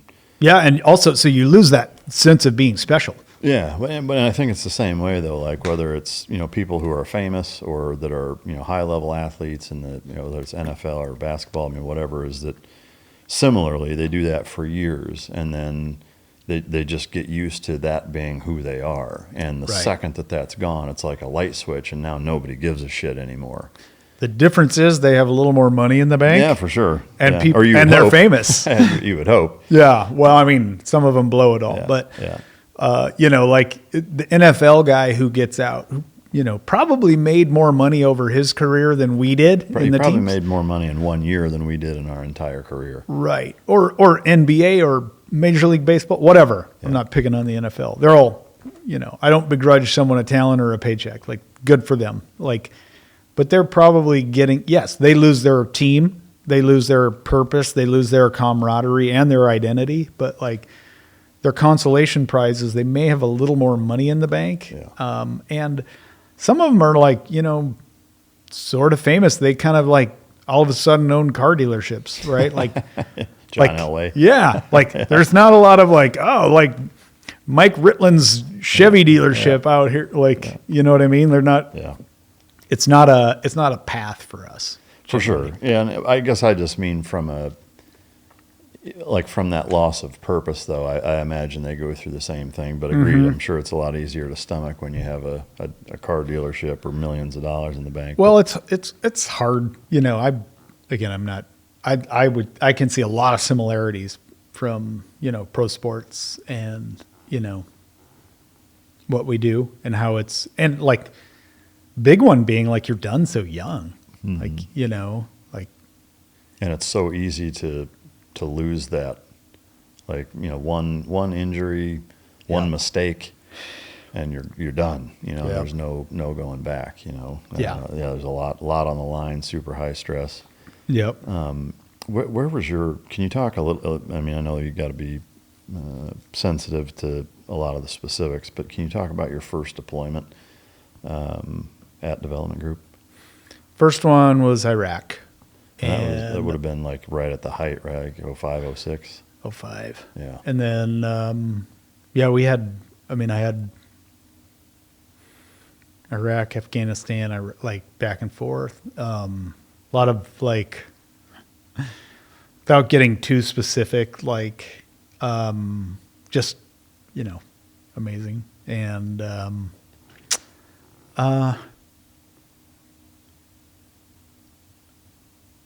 I really enjoyed, I knew I was like where I wanted to be doing what I wanted to do. That peak kind of sense of purpose. But on the same hand, it was like during that same period, I think I was gone like about 285 days a year. Wow. Between the shorter deployments, but like just so frequent, and then all the travel in between them. And then, we had 200. Yeah, I looked at I remember looking at like days TAD or whatever on whatever the LES. It was like 285 or, so it was pretty fast pace, high op tempo, lots going on back then. So did you find Iraq or Afghanistan, either of them being more challenging than the other? Kind of depended on where you were and who you were chasing, or what, who you're kind of facing. Like early on in Iraq, it was kind of like, kind of felt like maybe sometimes they weren't as like fierce as they were in Afghanistan. Maybe because they were more educated and they would realize, oh, like, hey, we're surrounded, we'll give up, right? But then towards the end, you got into maybe a different cell, Al Qaeda, ISIS, whatever, and they were like maybe from like another country, and everyone would be wearing suicide vests, and they were the definition of fierce, right? So, and then, Afghanistan would be really hard up north, especially in the winter in the mountains and stuff like that. And even down south, like by Kandahar, could be challenging. Just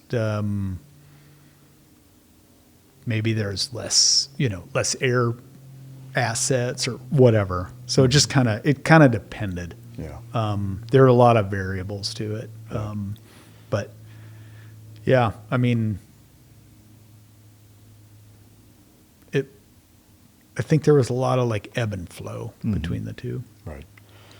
Do you remember prior to deploying any development group deployments being kind of sat down and given the 30,000 foot view strategy wise, like, hey, we're going to this area, this is our objective. Yeah. Here's what winning looks like, essentially. Like, here's what we're trying to accomplish.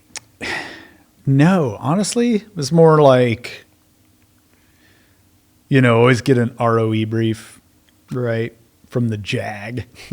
And then, after he left, someone would kind of like tie a bow on that somehow. But get the ROE brief, hey, we're going over here.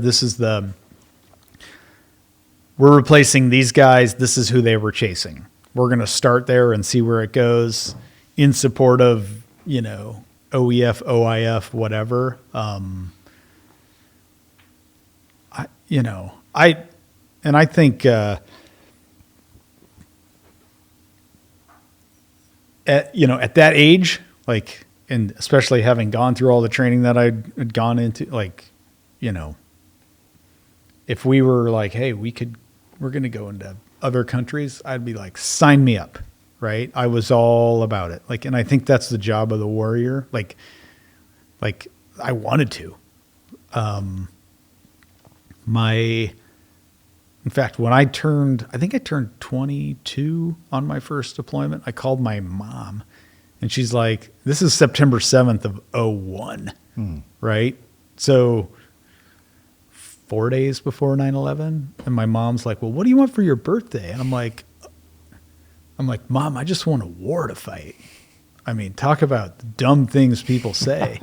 Like, so I say that because at that age, not knowing any better, and like we're warriors, like we want to go do this. We don't want to just practice. Yeah, we don't want to be football players that practice and don't play games. But then with the benefit of hindsight, like, I hear things and see new stuff. I'm like, you hear about like the military industrial complex and stuff like that. I'm like, I don't know. I mean, I lost a lot of friends in Iraq, but was that, necessary? Like, and I don't want to begrudge them and what happened. But I'm like, I don't know if what we did over there was worth their life. Right? I agree. I mean, it's something I like to ask every combat vet that comes on the show is, and what's interesting is the recurring theme of nobody really had an idea of what winning in either of those places looked like. And I'm not naive to the fact that at 22 years old in a special operations unit, like, no, you probably don't and even shouldn't question. Well, even get the high level, Joint Chiefs briefing to the president level strategy. But I do think, it is important to understand why you're doing what you're doing at some degree or at some level. Totally. Look at every, I'm down here to do a speaking event. And I do, I have a full-time job, but I do speaking events from time to time. And like, one thing I tell people is if you're doing something challenging, if you're doing something worthwhile, it's going to be hard, right? And if it's going to be hard, it's important to know like what the mission is, right? What our team's mission is, like what's kind of the long-term vision, like what does success look like? Mm-hmm. And what's my little piece in that, right? So if this team like, hey, if the boss just says, hey, I need you to stay late, just in a vacuum, no other information, it's kind of like, why? But if the boss is like, hey, couple days this week, could you stay late? We got this big thing. We're going to do this. It's huge. Like, you know, and you're incentivized and you realize like, and you're part of it. Like, you're like, okay, like, you know, I know where we're at. I know where we're going. And I know that my part of where we're going matters. Right. So, and yeah, like once in a while at Dev Group, if there was like some big mish, like to use the phrase, like then that would happen. Yeah, I do, you know, and even like, obviously at the time, everyone agreed with going to Afghanistan like that. I wouldn't take that back, but like, just like, what does success look like or what does victory look like? It's not nation building or whatever we were trying to do. And like, just the way we left both of them, right? It's just like, you know, what was the point? Yeah. Yeah, I mean, to leave the way that we did, I think it's impossible not to ask that question of, yeah, what was that for then? Well, you know, it's the farm I grew up on, got sort of the whole acreage, right? Like the house, all the sheds, the barns and the hog lots, even the grove, right? And I have a photo of it. Like that is this little like couple of acres, like, you know, and it's like this area that's surrounded by a huge cornfield, right? Like all Iowa farms, right? You call it an acreage or a farm site. At some point, Highway 20 had to bypass my little hometown and go north of town. Well, via like eminent domain or whatever, that whole farm site it's bulldozed under and there's nothing there anymore. There is some grass and then a road. And I look at this area that like shaped me, right? And, you know, took so much from me, but then like probably gave me more than it took. And you do all like the hours and the hours, just me, one person. And like think about my dad and my uncle and my brothers and all the hired men out there and the hundreds, thousands of man hours that was like, and sweat and blood that was, you know, poured on this one little farm. It's all gone. Right. Like, and you kind of like, well, what was that for? Like, yeah. You just like, it didn't, you know, it's gone now. Right. And now in that instance, right, like it's not exactly the same because, you know, of the lessons I learned on that farm and the person it made me, right. And the times I got to spend with my brothers, my dad, you know, friends out there. But, you know, you look at Iraq and Afghanistan and like, it's just like, what did we get for that? Yeah. Yeah. And everyone at the time was like, oh, you're there to get the oil. I'm like, pretty sure that wasn't like, we didn't get any of the oil. Yeah, I'm pretty sure gas prices haven't changed much. Yeah. You know, so that's just like one of the. Where they go up and down the same way they always have. Yeah. Yeah. I mean, you know, to me, it's something that I think most guys who have spent time in both of those AOs struggle with, you know, and I agree. Like the last thing I would want to do is insult or imply that any of the deaths of American service members in both campaigns over several decades were in vain. Yeah. And even if you could vehemently believe that both of them were mistakes, which I'm not saying they were, I'm just saying hypothetically, I still don't think it is because, you know, you need a constant portion of every generation to volunteer to serve their country in that capacity. It's the collective nation's job to put the right people in the positions to direct where those volunteers go. And if anything, that should be the lesson is, for both our government and our society to make sure that you're only using people who are selfless enough to make that sacrifice if they absolutely need to be used, And I think, I haven't done the mental work to like really formulate this opinion correctly, but I'll say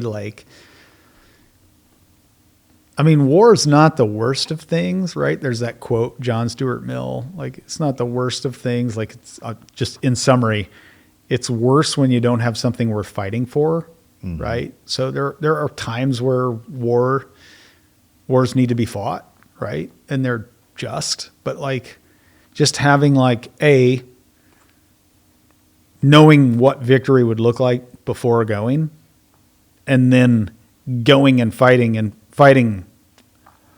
hard and winning and then leaving, right? Something like that, right?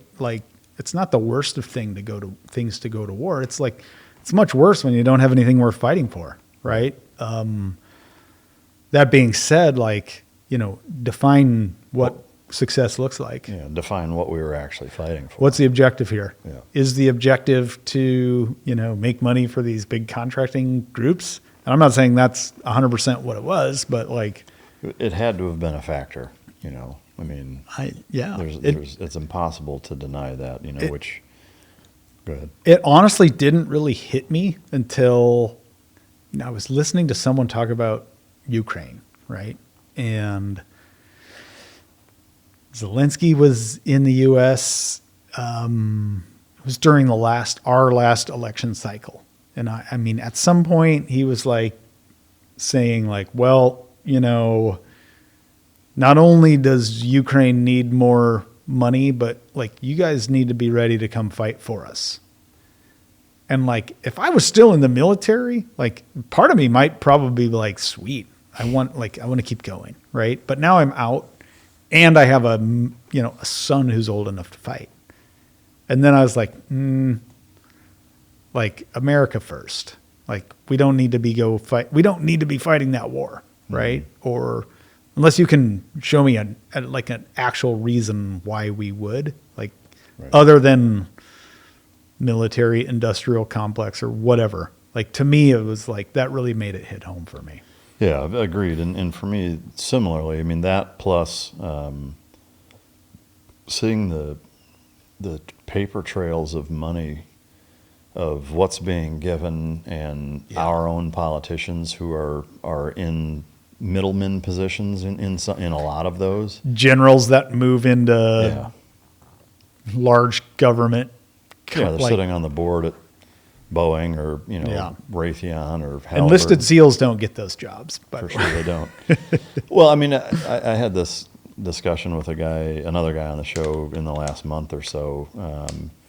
I'm not naive to the fact that there is an element of, for civilian private sector companies that are producing products and technology and capabilities for the American warfighter. It only makes sense to have former military guys with decades of experience advising them. Yep. Where I don't understand maybe the right way to make a conflict of interest protocol make sense is, because when that same guy's, roommate from the academy is the Secretary of Defense and, who's getting a kickback if we go into country A, and that's going to make our entire family rich because we're going to kick this, $17 billion missile program, and that's going to be our main thing that we use in this area. There's just that just ruins it so fast. I think where it becomes a conflict, just logical order of thought. I have no issue when that company hires an enlisted SEAL or a SEAL admiral or an Army, enlisted or Army general, whatever, like to help advise them on the, what they need and how to make it and how the Department of Defense would use that, right? Like that is a no-brainer. What gets challenging is when there's somebody connected to that person who is awarding business, right? Which, I mean, ultimately there's always going to be, right? But like, I guess a corollary might be like, you have all these people that come from a big pharma and work in the FDA. Like, they're just, it's kind of, and I understand like that's just the process, but like it just kind of, there's so much temptation for, To me, what's baffling is that, like I can't think of a higher stakes scenario than that. Think about, say, referees for professional sports, right? Like if you went to... And they all played at a certain team. Right. If you're or let's say you're a college ref and you went to Ole Miss, you might have a conflict. You're probably not going to be the ref for Ole Miss. Right. Like that's pretty easy to understand. And I'm sure that there are rules. I mean, you probably couldn't even referee in that conference. Right. Right. Or maybe not even in college. I don't know. Yeah. Or maybe not even in that division. It'd have to be 2A or 3A, I mean, there are very clear-cut rules. It's kind of like insider trading. Yeah. Or, like gambling as a professional. Like there are very specific rules. Those don't exist in the government for insider trading, for industrial military complex, conflict of interest with foreign policy. And it's like, it reminds me again of kind of the, sports versus the military with gender stuff and, trans rights and, and things of saying, hey, we're going to allow this in the military when you don't even allow it in professional sports. Yeah. It's just like that's the pinnacle of where we shouldn't be muddying the water or testing things. Like that's the last place any of those types of things should happen. It's just, I'm glad to see it's changed, but I mean, you're always an election away from it going back. I know it. Is there an operation in Afghanistan and in Iraq that stand out to you for being the most memorable in a good way? I mean, I have one that's, I would just say,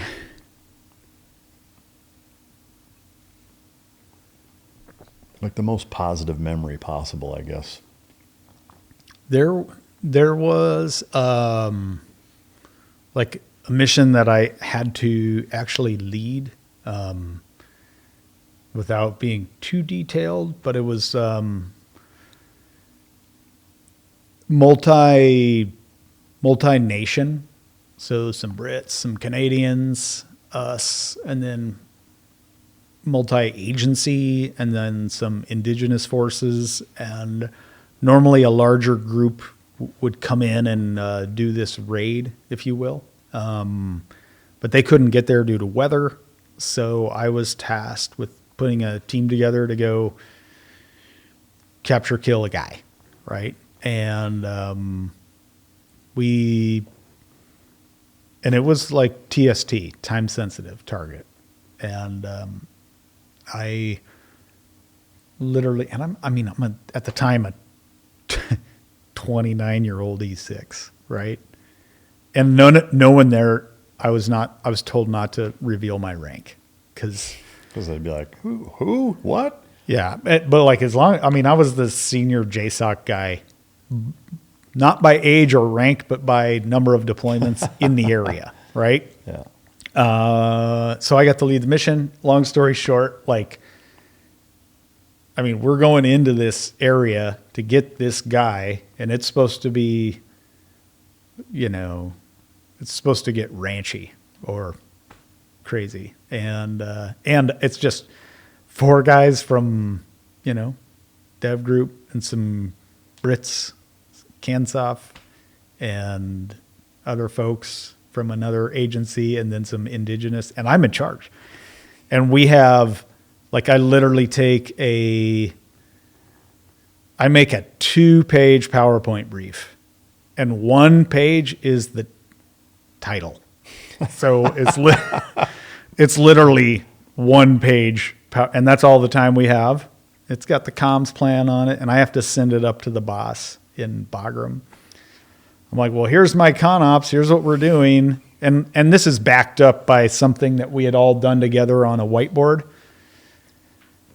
And I'm like, well, this is all we can do. Like, you told me it's time sensitive. We have to launch, right? And we go out, and we're expecting, worst case or whatever. And this guy's sort of important. Well, I won't say who it was or where it was. But long story short, like we surround the area. And, I mean, he had like a large group of bodyguards with him. And we captured him without a shot fired. Wow. And we bring him, we get him out of there as quickly as we can. And he had a large, he had like a lot of bodyguards and whatever, but we got the drop and we got him out of there. And, he went like black helicopters came and took this guy away. He was a high level bad guy. Right. And I won't even say what organization, but he and, we had done, a quick plant and it all worked out. Like sometimes it's better to be lucky than good. And like the rest of that deployment, I could do no wrong. Right. Really? Cause and I was like 29-year-old E6, like ground force commander. Like that's wild. And I'm leading. And by the way, the Canadians and the Brits and, even the other agency, most of them are older than me, and for sure most of them outrank me, right? But I was the senior JSOC guy there, and my own number 2, guy from the command, he was older than me and he was a higher rank, but I had got to the command before him. Yeah. So we didn't put like a lot of. It wasn't all about you have to work for the E8 or whatever, right? So more experience based. I had at that time more experience than him. How did you find working with the Brits and the Canadians? It was fun. I had very minimal, like 1 or 2 deployments. I got to do a couple of missions with them. So You guys, just mixed, depends. Like I remember like one time we got into this huge gunfight. I was with these Brits, SBS, and we had this long patrol, and like they would do like 90-minute E&E briefs because of Bravo 20, right? Like, like you go through the whole thing. I'm like, holy cow. And like, so we had this long patrol, and we could hear, that we were being surrounded. It was moonlit. We're trying to get out of there. And I'm just like, hey, reverse this patrol. Let's get out of here. Right. And, they were yakking on the radio, and it's just like, how like Brits talk. And now imagine through your Peltor, and they're yelling, and I don't know, for some reason I thought it would be funny. Like I just went on the radio and I go, hey, how about you guys speak effing English? And I say this to the Brits, right? Yeah. And they're like, oh, you yank, right? Yeah. Like you need subtitles. Yeah. It's like I couldn't understand them. Yeah, it was like listening to Peaky Blinders. Yeah. I can't watch that without it. Like I have no idea what they're saying. Yeah. That's gotta be challenging. Yeah. I had fun with them. And then I had, did missions with other groups. So mostly just, U.S. missions. Right. I know you're particular in what you go into and not, obviously as the kidney condition forces you into this position, you end up getting out, really being catapulted into the unknown and having to figure things out. Did a lot of entrepreneurial stuff.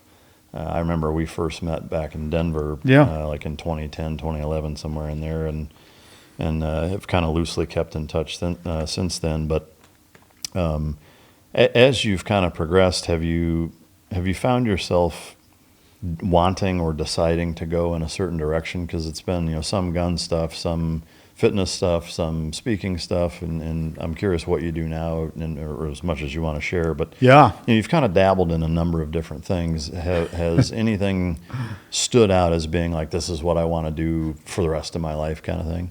That's a really awesome question. Like finding that like my true calling and purpose. Yeah. And I just, there's times when I've been very intentional, like this is what I want to do. I'll go try it. But then there's it's kind of a hybrid, Mike. So sometimes it's like, hey, I want to do this. I'll go try it or I'll go do it. But then there's times where like, faith for me is everything. God opens the door and then I go that way. Right. So, when I got out of the military, couldn't find a job. So made one, right.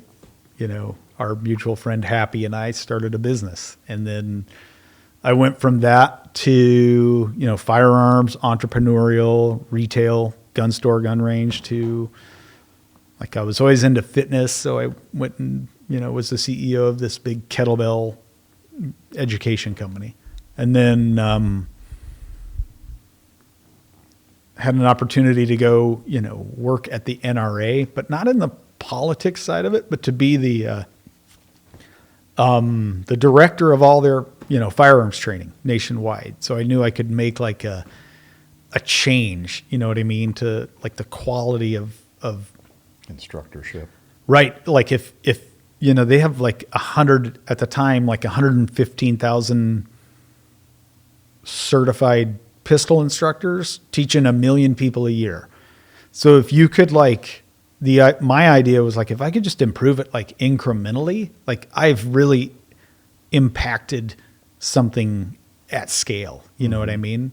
So I got to do that. And then I didn't want to move back to Virginia. So, kind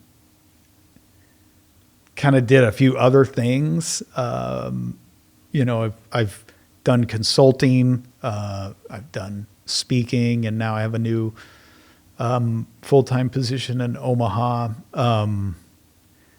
And just kind of going where a lot of times it's really like doors that I believe God opens for me. Yeah. Yeah. Can you even generalize what you do now industry-wise, or would you rather not? So I just, I had left the NRA and I had done some work for a manufacturing company, like as their VP of training. And then I went into beverage and kind of supplements, and I kind of just started as a consultant and ended up being like a COO kind of role. Went from that back to consulting and did some work in the energy industry for a large energy company in Omaha. And now most recently got a new full-time job in the C-suite at a kind of a real estate and investment development company. Oh, cool. Yeah. So really like, and what I enjoy about that work is, I don't know, I've done like times where I've like worked on a project and I'm like, it's my project, or I'm working on or a couple of projects. Right. And, I'm very particular. So I like really go deep on it and get really like perfectionist. But I've done better where I'm not just doing project work, but I'm doing like in a leadership role. Right. And when I have other people working on a project, or I'm just, overseeing a bunch of, I'm doing lots of the doing, but I prefer the leadership position over just project work, Right. if that makes sense. Yeah. Yeah. I mean, that stands to reason, given the 29-year-old you running the show as a ground force commander. Yeah. Once you've done that, it's probably hard to just work on projects, Yeah. later down the line. I'd love to get into just a couple of kind of current events before we wrap up here. You wrote an article, Beware Navy SEALs Do Not Know It All, which I love. Yeah. Tell me, like, how did that come about, and what was the reason behind it? Honestly, forget what I wrote, but I do, when I talk, like, at some point I realized, and this might have been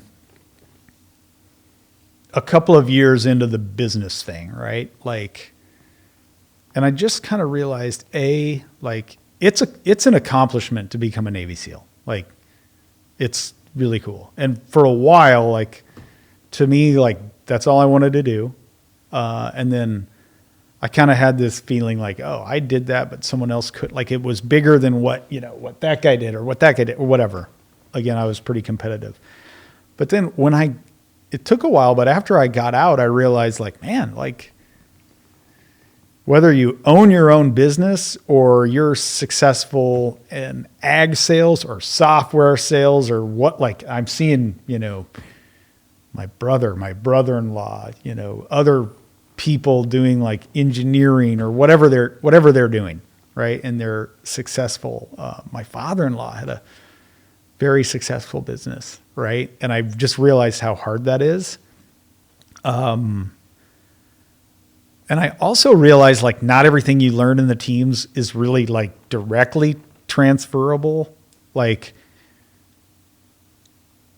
I don't know, 25 years of working, 12 years military, 13 years out, or maybe more like 26. But I was in for 12, out for 14 now. And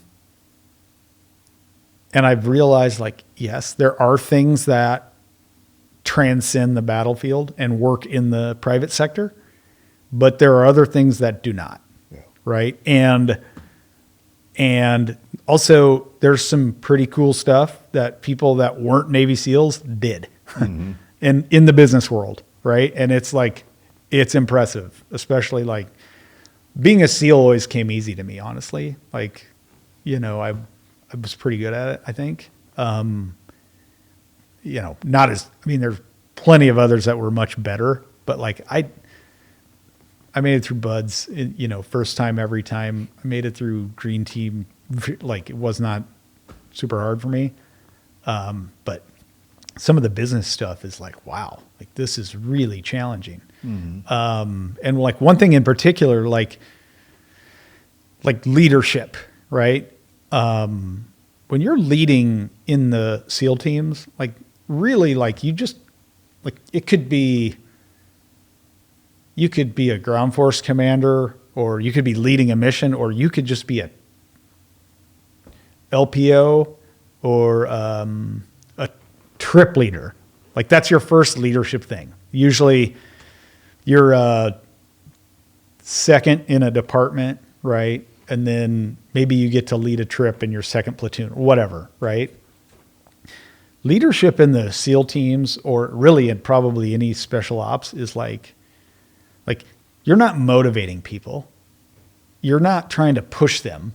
Like, if anything, you're like, holding the reins or just steering them, right? And it took me like it didn't take me long when I got out. Like, now you have a business or whatever you're doing. Like, most of the time when you're leading others, like, haven't all gone to BUDS. Yeah. It's a different leadership challenge altogether, right? Yeah, I think leadership in the military, and especially in special operations, is far easier. Yes. For two reasons. One, there's so many things you can take for granted. Showing up on time, having the right stuff, having the attitude of I'll figure it out if you don't tell me how to do it. Yeah. Like, there's just a lot of givens, and there's also that kind of Mark I motto. It's almost a cookie cutter, like, yep, solid dude. You know everything about them. You know what's going to work, what's not. Like, there's not a lot of variance in my leadership style with this guy versus that guy, where on the outside world, everybody's so different. It's like, and they don't have the luxury of 6 months of BUDS before they get hired. Or you don't have the luxury of a kick in the nuts selection to know that you can take these things for granted. And so the way I talk to this person versus that person versus this person, it could be totally different.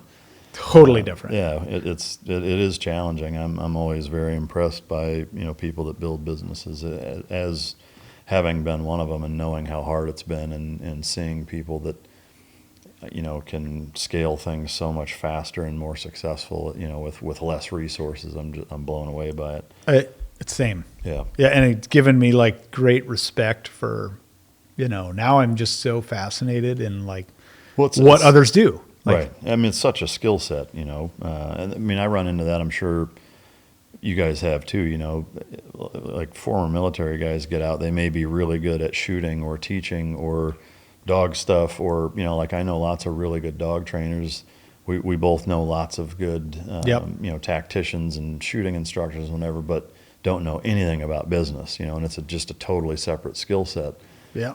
Transversely, I mean, there's people who are very good at business and aren't really good at anything else that can come in, and even if they don't know anything about the thing, they know how to make the thing super profitable and make it all work because that's what they're good at, you know, and it is such a specific skill set. But I'm curious what your take on Hegseth is, generally speaking, and this kind of rebranding of the Secretary of War versus the Defense. Do you think it's just a rebranding thing and symbolic, or do you think there's any real structuralness to it? I think it's, you know, I heard his speech I should say, I heard snippets of one of his speeches, you know, back to standards. And I was fired up. I was like, wish it was like that always. Right. And I think, I wish I'd never gotten away from that.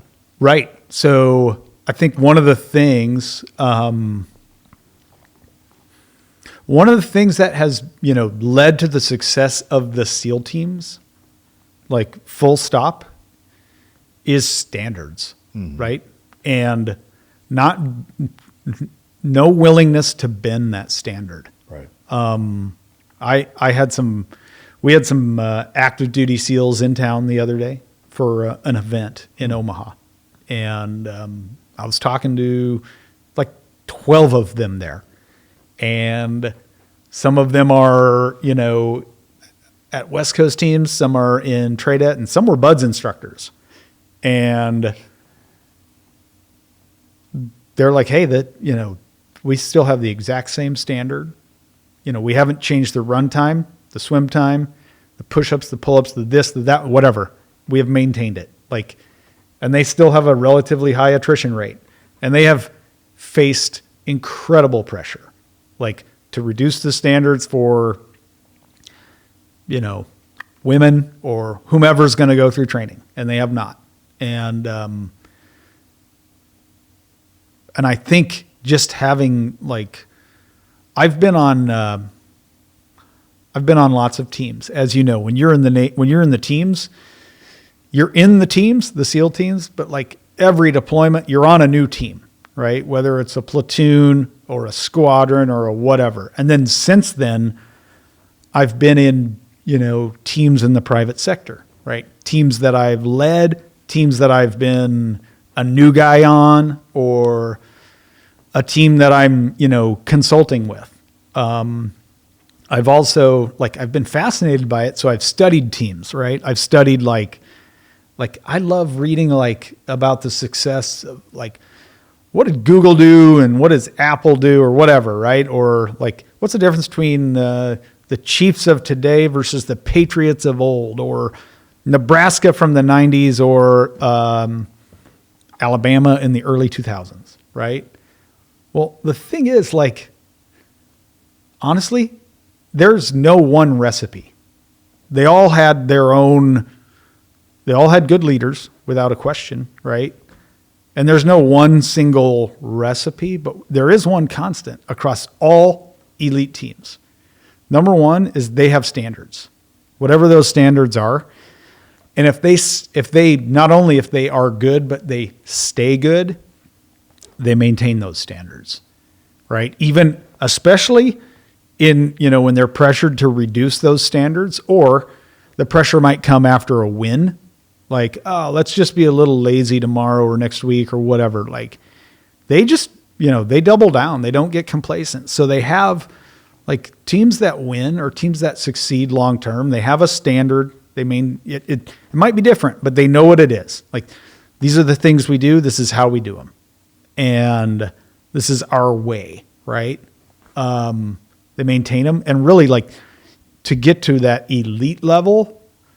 Elite teams, they self-police those standards, right? So early on, it's the boss holding others accountable, and then there's other leaders holding others accountable. But, like, eventually it becomes so ingrained in the culture Because at some point, if you're big enough, like the boss can't hold everyone accountable.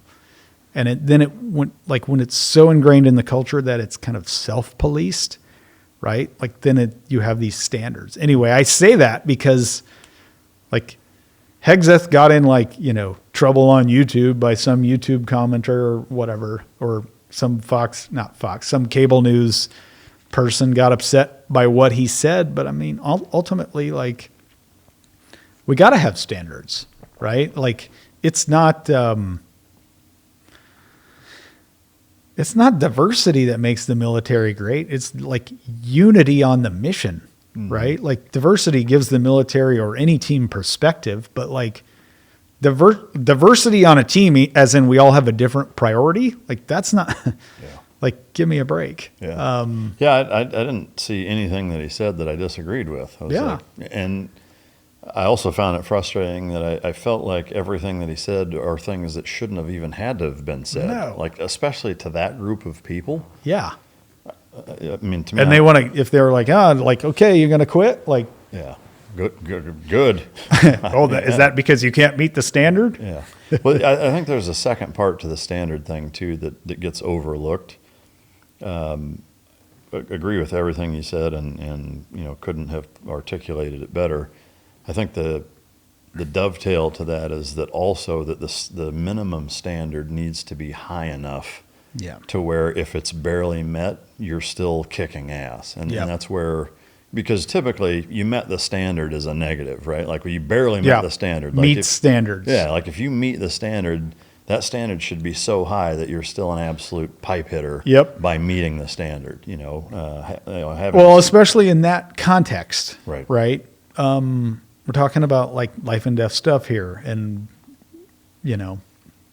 I agree. Maybe I'll go listen to his full speech, but I was like, I was down with it. Yeah, in I liked it. Yeah. We've seen some talk and, headlines talking about, number one, designating narco groups and cartels as narco terrorists or terrorist groups, which opens up a whole pipeline of operational capabilities, intelligence capabilities, Department of Defense, full brunt, now getting involved. We've seen airstrikes on boats in Venezuela, or off the coast of Venezuela. There's also been talk about potentially utilizing special operations, specifically Tier 1 groups, targeting cartels in Mexico. Right. As somebody who spent, a good portion of your career there, what do you think about that, generally speaking? Do you think that should be allowed, implemented? If so, what does that look like? Well, this might, I don't know if I've done the work necessary to have like a good opinion on that, other than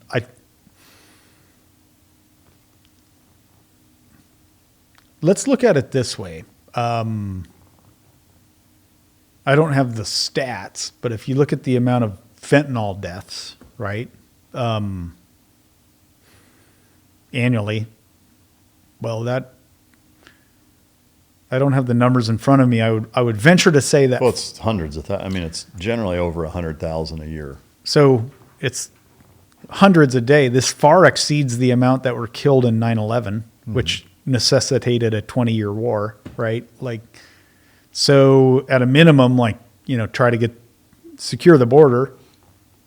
And, if there are situations where, for sure, there's this factory over here and they're sending these drugs over or whatever, could make sense in those circumstances to what's the military for? It's that's protecting people ultimately. If we want to put some scale to it, right? Some weight to it, it's a pretty a pretty clear and present danger, right? If you're looking just at people dying. So yeah. I don't disagree. I have mixed feelings on it. There is an element of, when you incur or violate the sovereignty of another nation. I mean, that's an act of war. I mean, I don't care how you look at it. I mean, 'cause Right. I do always try to, and again, I'm not saying I don't think that we should go after that. I want to clarify that for anybody in the comments who's going to say, whatever.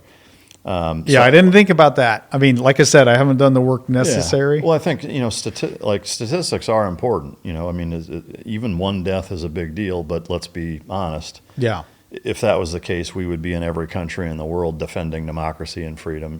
So Totally agree. Scale does absolutely matter. And when you're talking about in the upwards of 100,000, some years it's over 100,000, but pretty consistently for the last decade, 100,000 plus people have died from opioid-based overdoses from, narcotics. So it's a huge deal.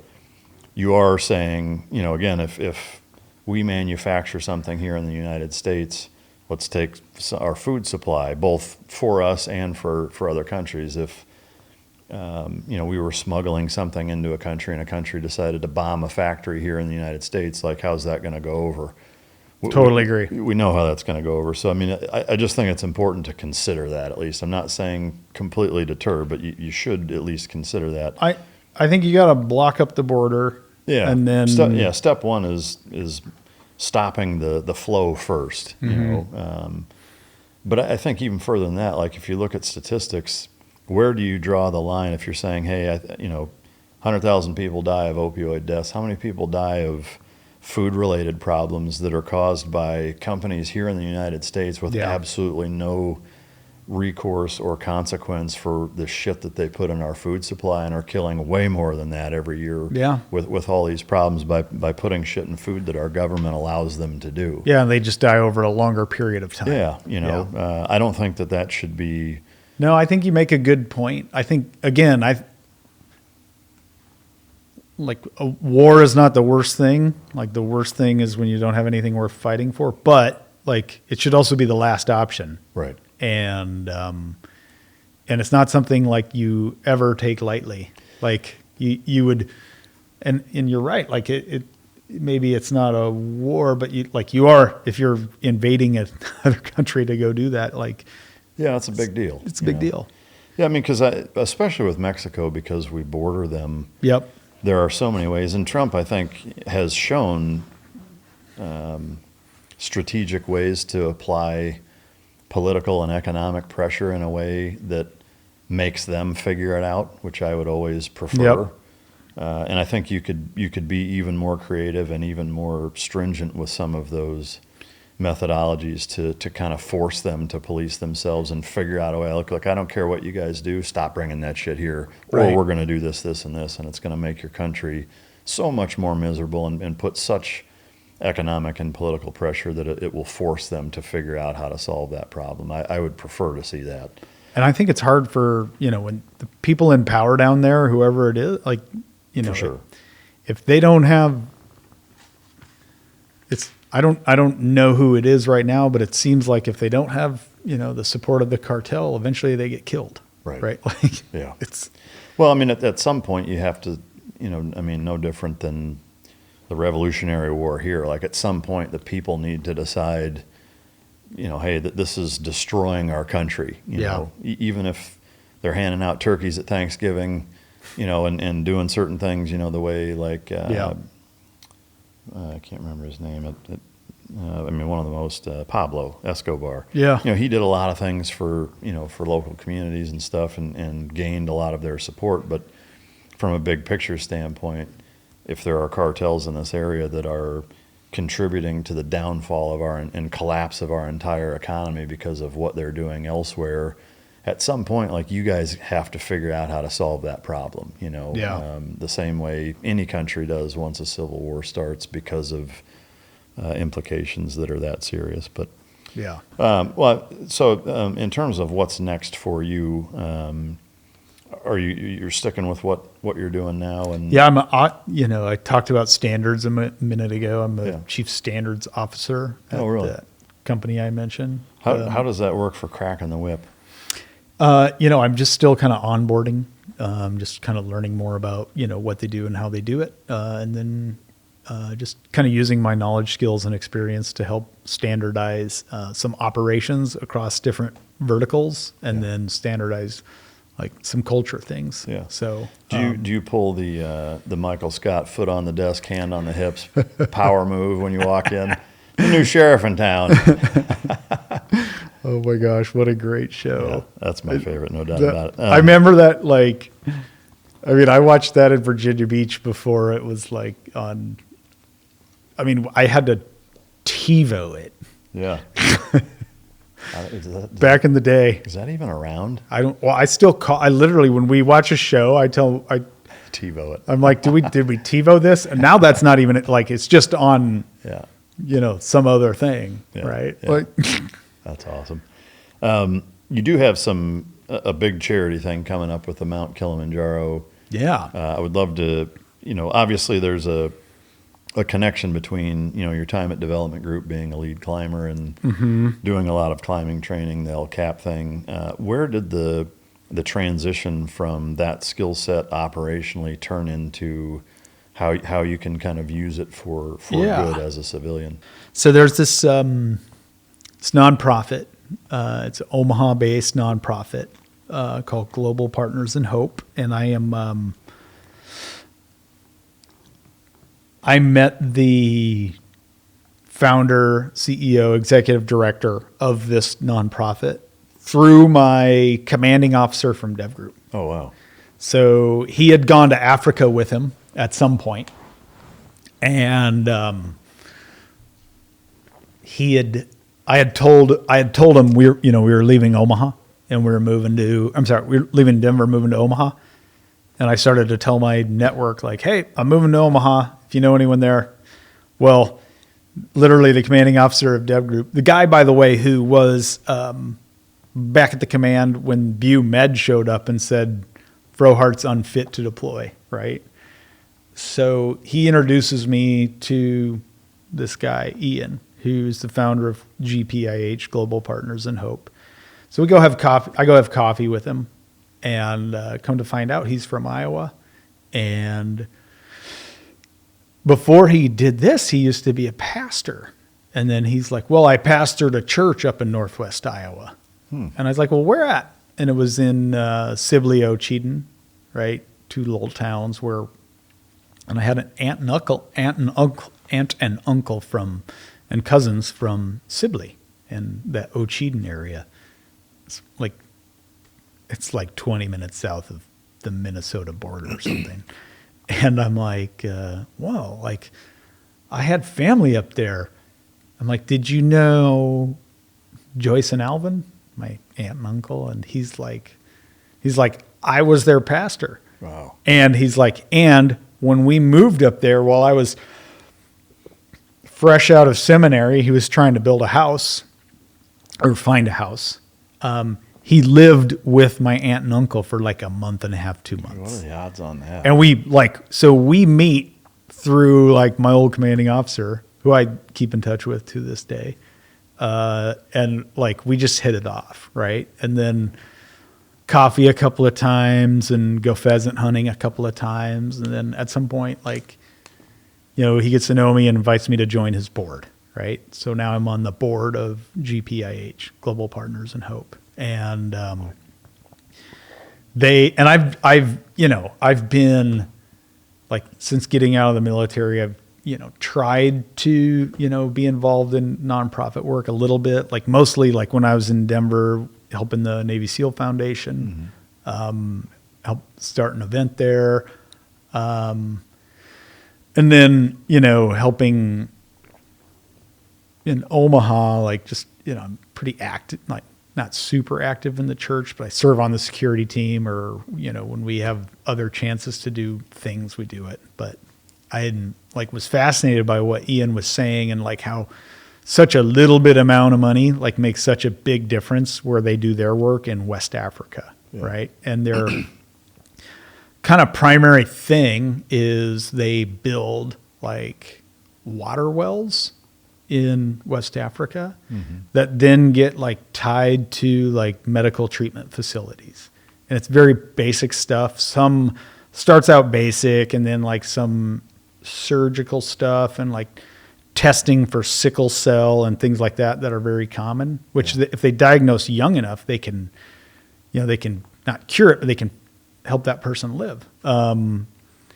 And like there's so many different groups doing like water wells in Africa or whatever, but like the way they kind of stand out is like they build it once, and not only is it sustainable like from an energy perspective, but like the people there are like taught how to maintain it. So when we raise money for a well over there, we don't go back to the donors asking for more money for that same well, right? Is there a specific region or? West Africa. Okay. Yeah, so they started in Mali, and then now Togo, and then we're building a new medical treatment facility in Benin, and like a little bit goes a long way there. I think we already have the water well there. So the next is the treatment facility. Yeah. And a really great way to look at this is like if you go into a school and just ask like a classroom full of 30 kids, like raise your hand if you were born from C-section. And like nowadays it's like, it's no small number, right? Could be 10%, could be 20%, could be a third. I don't know, right? But it's more than 1 in 100, right? It's a lot. And so all those kids raise their hand, and then you just can say, like, well, imagine if you're lucky to be born in this country. We're so blessed for what we have. Like, don't take anything, like, don't take a day for granted, right? But don't take a day for granted that you live here. But in a place like that, if you had to be born from C-section, like, put your hand down because you wouldn't even be here. And your mom would be dead, right? So, because they have like hospitals, but they're so far away. And then you might have to take a 3-hour drive in the back of a bumpy Hilux, or your mom would. So they built, they tie to these wells because you need clean water. These treatment facilities that then have solar power, right? And so anyway, the way and Ian does a great job explaining the executive director of this nonprofit, of really explaining the work and what they do. And there's a faith-based component to it, no doubt. But yeah, I was just kind of into it. And then we kind of got the idea last year at one of the board meetings, it's an African nonprofit. Is there something we could do to kind of raise awareness for it or whatever? And me and another guy just kind of started talking well, what if we climb Kilimanjaro? Right. And then, it kind of tongue in cheek, right? It was kind of joking, but then it kind of got, I don't know. We just kind of at some point decided to go do it. It got out of hand and you decided to actually go do it. Yeah.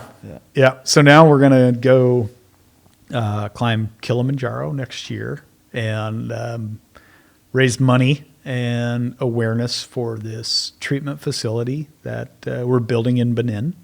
And, these facilities, GPIH has already built some of these in Mali and Togo and other such places. And their model is just very fascinating in that they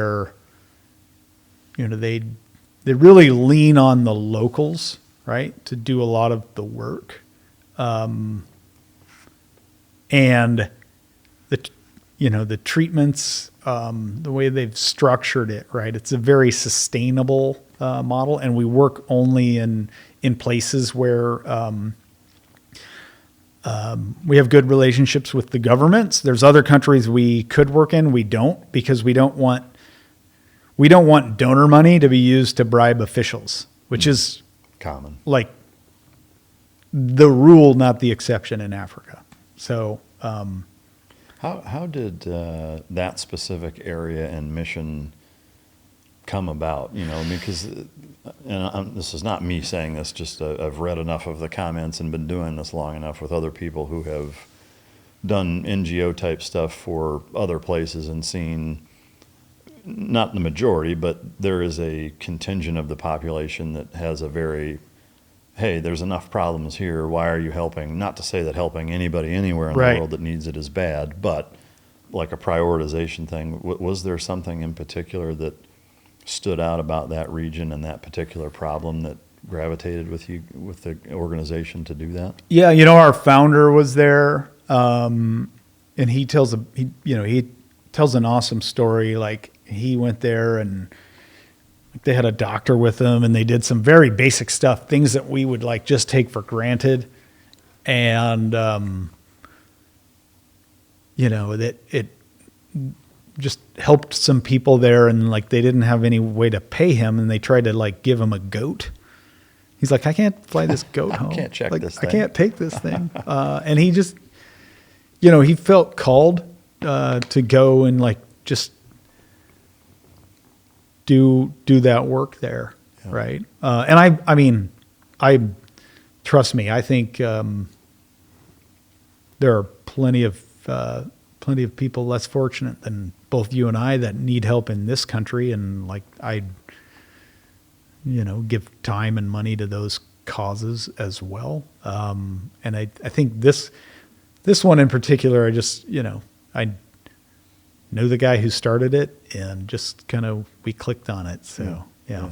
When is the climb supposed to happen? Well, we are looking right now at the end of June. Oh, okay. And, we have individual climbers. I think we have 10 total. My son is going to go with me. So we have kind of a team. That'll be fun. Yeah. And I'm just like, I don't know. It's like climbed Denali and Aconcagua, 2 of the other 7 summits.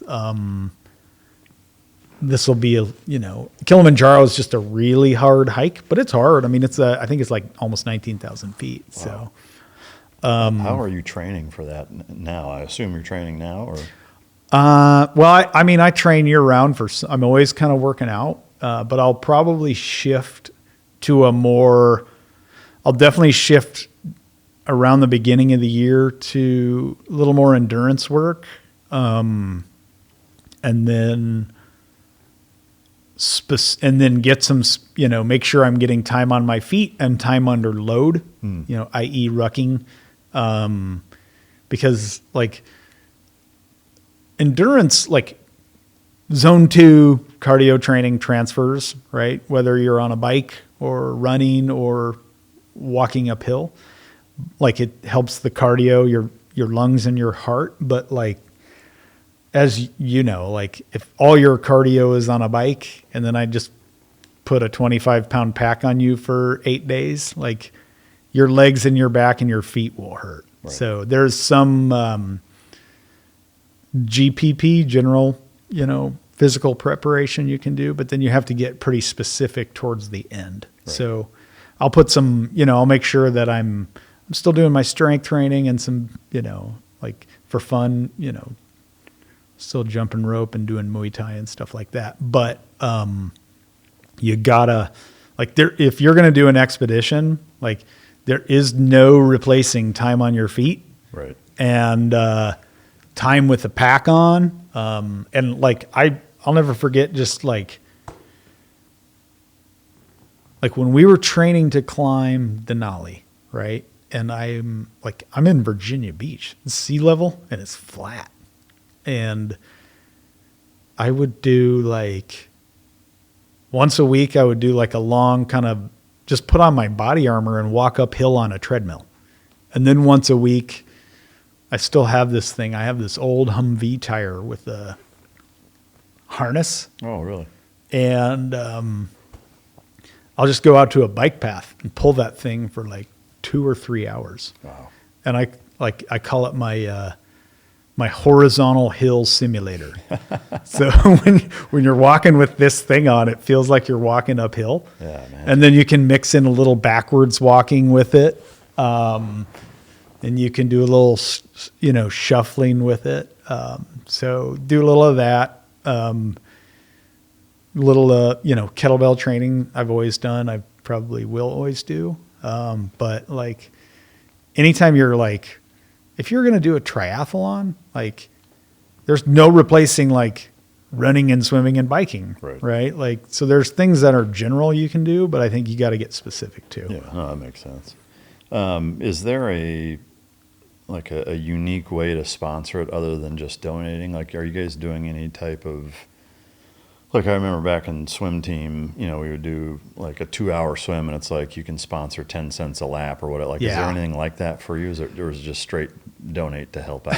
Yeah, right now, I haven't memorized the link. I'll make sure you have it. But each climber has a link, right? Okay. A unique link, and you can give $1 up to whatever, right? So it's kind of like that GoFundMe model. Mm-hmm. Like, Do you have a goal, like an ultimate amount goal? we're trying to raise per climber, like, what was it? Like 20-some thousand per climber. Yeah. And like the guide, like we already have the guide and some of the logistics covered. It's not that expensive. So most of the money goes to that. And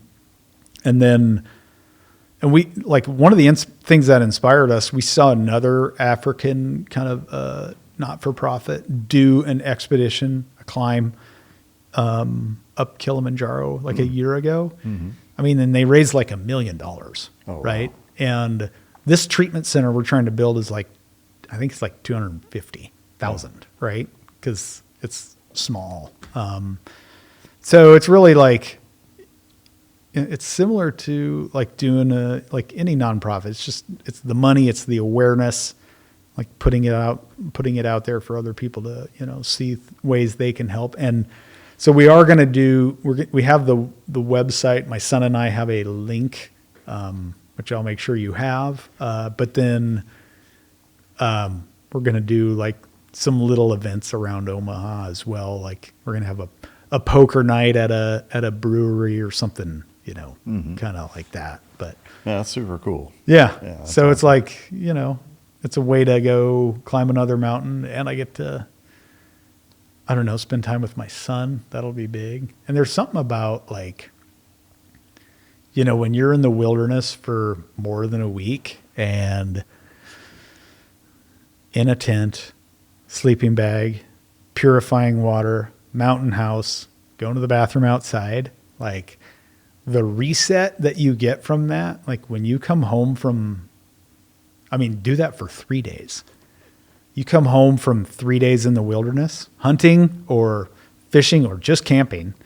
Like you come home from that and like Chick-fil-A is gourmet. Mm-hmm. And like you turn on your sink and you're like running water. And it's hot. And it's hot, and you flush your toilet and you're like, whoa, there's a toilet. And you lay on your bed. Like, it's just such a great way to kind of reset all these things that like I take for granted. For sure. Yeah, that's amazing, man. I love it. What haven't I asked you that I should have? And I'm also maybe doing some work with Ross Martin. Yeah. Yeah. There's a company here in Dallas, Ross Martin, that you've recently joined in some capacity. It's a firearms manufacturer. What can you tell us about that? Yeah, Ross Martin. It's a relatively new firearms company, headquartered here in Dallas, and they make their gun here. They have a couple of years ago they launched their first model, and then I think this year their second model. So it's a polymer framed striker fired pistol, hammer forged steel barrel, and like a lot of similarities with other striker fired pistols, except I think for me it's got one of the best triggers I've felt on a striker fired pistol, and just like a really long list of features, especially at the price point, and it's made in America, which is really, really cool. And like the thing I like most of all is just the people that work there. And I've done some work with them, one of them elsewhere, at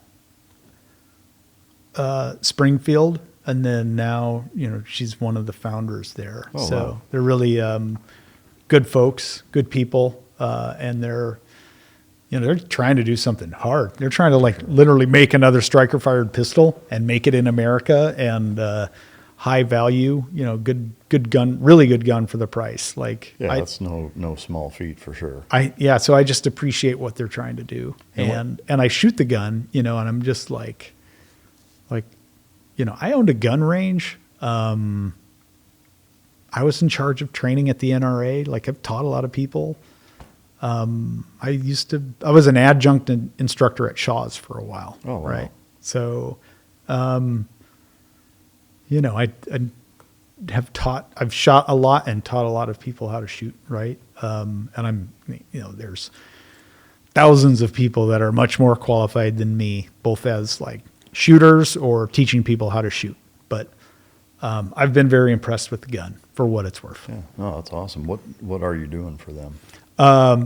Some just working, helping with some marketing stuff, and testing out guns, and some photo shoots here and some video shoots there or whatever. Get the banana hammock out and some gators. Yeah. Get the gator. Yeah, it's everybody's favorite uniform of the day. Yeah. Anything else you want to mention before we wrap up? No, I think honestly, we covered, my time on the farm and the lessons I learned from my parents. And I think, the hardest thing I've done, for sure, was just getting out of the teams. And I will just end it on this. When I got out of the teams, I struggled because I had lost my sense of purpose and that sense of importance, and kind of lost that camaraderie, didn't have the crew anymore, the team anymore. Mm-hmm. And most of all, that identity, because I was I'm a SEAL, right? And I didn't it took me a while to realize that's just what I did. Right. And I kind of definitely, for a while I was, drinking every night, like all of us probably did when we got out. Never did drugs, never, no drugs.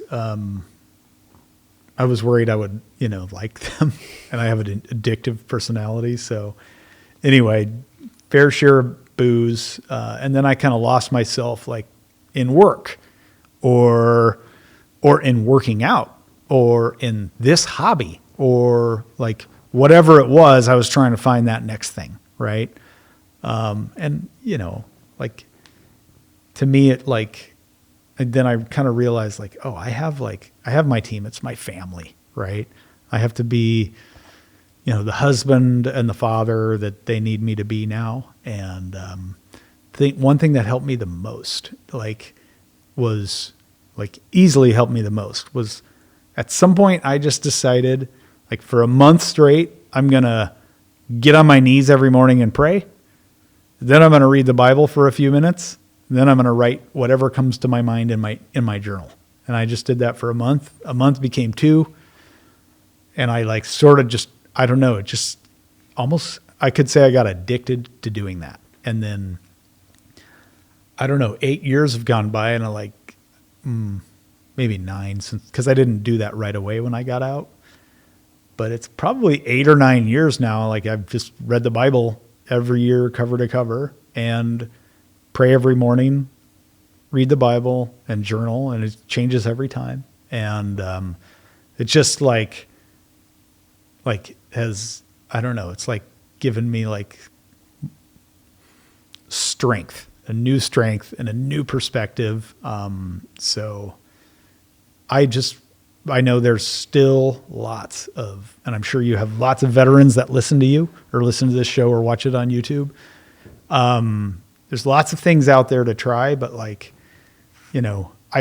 I would, if anyone's struggling with the issues that we all struggle with when we get out of the military or just any sort of issue, give that give that a shot. Like nothing's made a bigger difference than that for me. Yeah, that's amazing. Do you mind if I ask, is there a methodology that you use to read the Bible in a year? Like, do you read it straight through? Do you not cherry pick, but bounce around? There's like, when I first did it, like there wasn't as many plans. Like now you can download some plans online, Bible in a year, or you can even buy they have these Bibles. They're like, January 1st, read this, right? All the way through. When I started, I just committed to reading like 12 minutes, right? So I would make a coffee and just sip it for 12 minutes and read, right? And then there would be days where I'd be like, I skipped a day. I need to read 20 or whatever. And I would just try to get, and honestly, an easier way might be like, I did this once, where I didn't read the whole Bible in a year. I just read the New Testament. I think if you read like one chapter a day, just 5 days a week, so Monday, Tuesday, Wednesday, Thursday, Friday, like one chapter a day in the New Testament, you'll read the entire New Testament in a year. And that's like 5 minutes, 5 times a week. Yeah. So I mean, that might be a little easier like way to do it. And then you don't have to have some long 20-minute prayer. Like, but I like get on my knees in the morning and say a prayer. Then I make my coffee and then read the Bible. And then I write in my journal. Like, I don't know. I had a pastor once. We were going through this like sort of parenting course at the church. Like, just like, hey, these are things to think about, that your kid's going to face or whatever. And then his wife said something to me that like just blew my mind. And she was like, don't buy another parenting book until you've spent like 100 nights on your knees praying for your kid. And I was just like, whoa, like, okay. Like, and there's some great stuff in those books, but anyway, so faith has been, I've always been a Christian. I don't remember not being one. I haven't always done a good job living that life or, being a, good example. In fact, one of my biggest regrets in all of, my entire life so far was we had a deployment, and like, it was the deployment where Mike and Nate died, and they had, it was Super Bowl Sunday, and, I had a very close call, and I was lucky to be alive. And then minutes later, they were both killed. And at the end of that, like, we came back to the base, and then like the next morning, one of my teammates, Louis Safrant, came up to me, and he had known I was a Christian. And he was just kind of asking me like, well, kind of about my faith and what I believed and why. Right. And it wasn't that I was ashamed, but I just wasn't ready to talk about it. And I didn't want to talk about it. And it was kind of like, a little bit scared to talk about it. I was younger. Right. So I didn't talk about it. And, 2 nights later he died. Right. And I'm like, man, like I had, like I wasn't afraid to run into a room full of Al-Qaeda for the flag on my shoulder, but I was like afraid to tell a really good friend and teammate about like my faith, right? So ultimately I was like, okay, that's like I got to fix that. Wow. So that's a powerful moment. I appreciate you sharing. Yeah, that. Thank you. And this is also obviously very personal. If you don't want to share it, feel free to tell me to pound sand, but would you mind sharing not that there's a typical morning prayer, but yeah, what one looks like? Yeah, I normally just start by like, saying the Lord's Prayer. And then I kind of like, just kind of think through like faith and hope and love. Like, God, I know you're there. and I believe in you, and I believe in you as the Father, the Son, and the Holy Spirit, and like what each of those are. And then like I trust you, surrender to you. Then I spend some, depending on how much time I have, like I'm very grateful for everything. Like, and kind of once in a while, when I'm done with that, like maybe I'm on a walk, I'll go like try to list all the things I'm thankful for, which could take forever. But I'm grateful for all these things. Most of all, I'm like, I don't deserve a day you give me, so I'm grateful for the day. And whatever you give me today, good or bad, is a blessing, because I'm, you have rewarded me with one more day, right? So I'm grateful. And then, hey, I am a sinner and I repent of my sins. Like, I certainly cannot like catalog all the sins, but I'm like, hey, help me, be strong to, not to be sinless, but to sin less, right? And then I just kind of embrace my weakness, like, and I'll use like verses like, your power is made perfect in my weakness, and your grace is sufficient for me. Embrace my brokenness and my sickness. And then at the end of every prayer, it's like, what I need from you today is, God, like, guide me, protect me, strengthen me, and bless me, right? And then, later on, if I'm during a workout, then I do like watch after my wife and kids and brother, sister, mom, dad, yada, yada, go through the list. So just that's kind of my way of doing it. Yeah. I love it. I mean, because, obviously everybody approaches that differently. And for me, it's fascinating and reassuring just to hear how other people do it. 'Cause yeah. I think that's an important connection that people have in faith to talk about that kind of stuff. So, and I try to once in a while, like after I've read, like I'll do another prayer, maybe if I'm walking outside, and then like try to actually not think anything and just like what is, is there anything God's putting on my mind, right? Like anything from while I was reading the Bible and what I was praying about relative to what I'm going through today, right? Like, because it's always different. Is there anything he's kind of calling me to do that I'm not doing, or telling me to stop doing that I'm doing? Yeah. Sort of.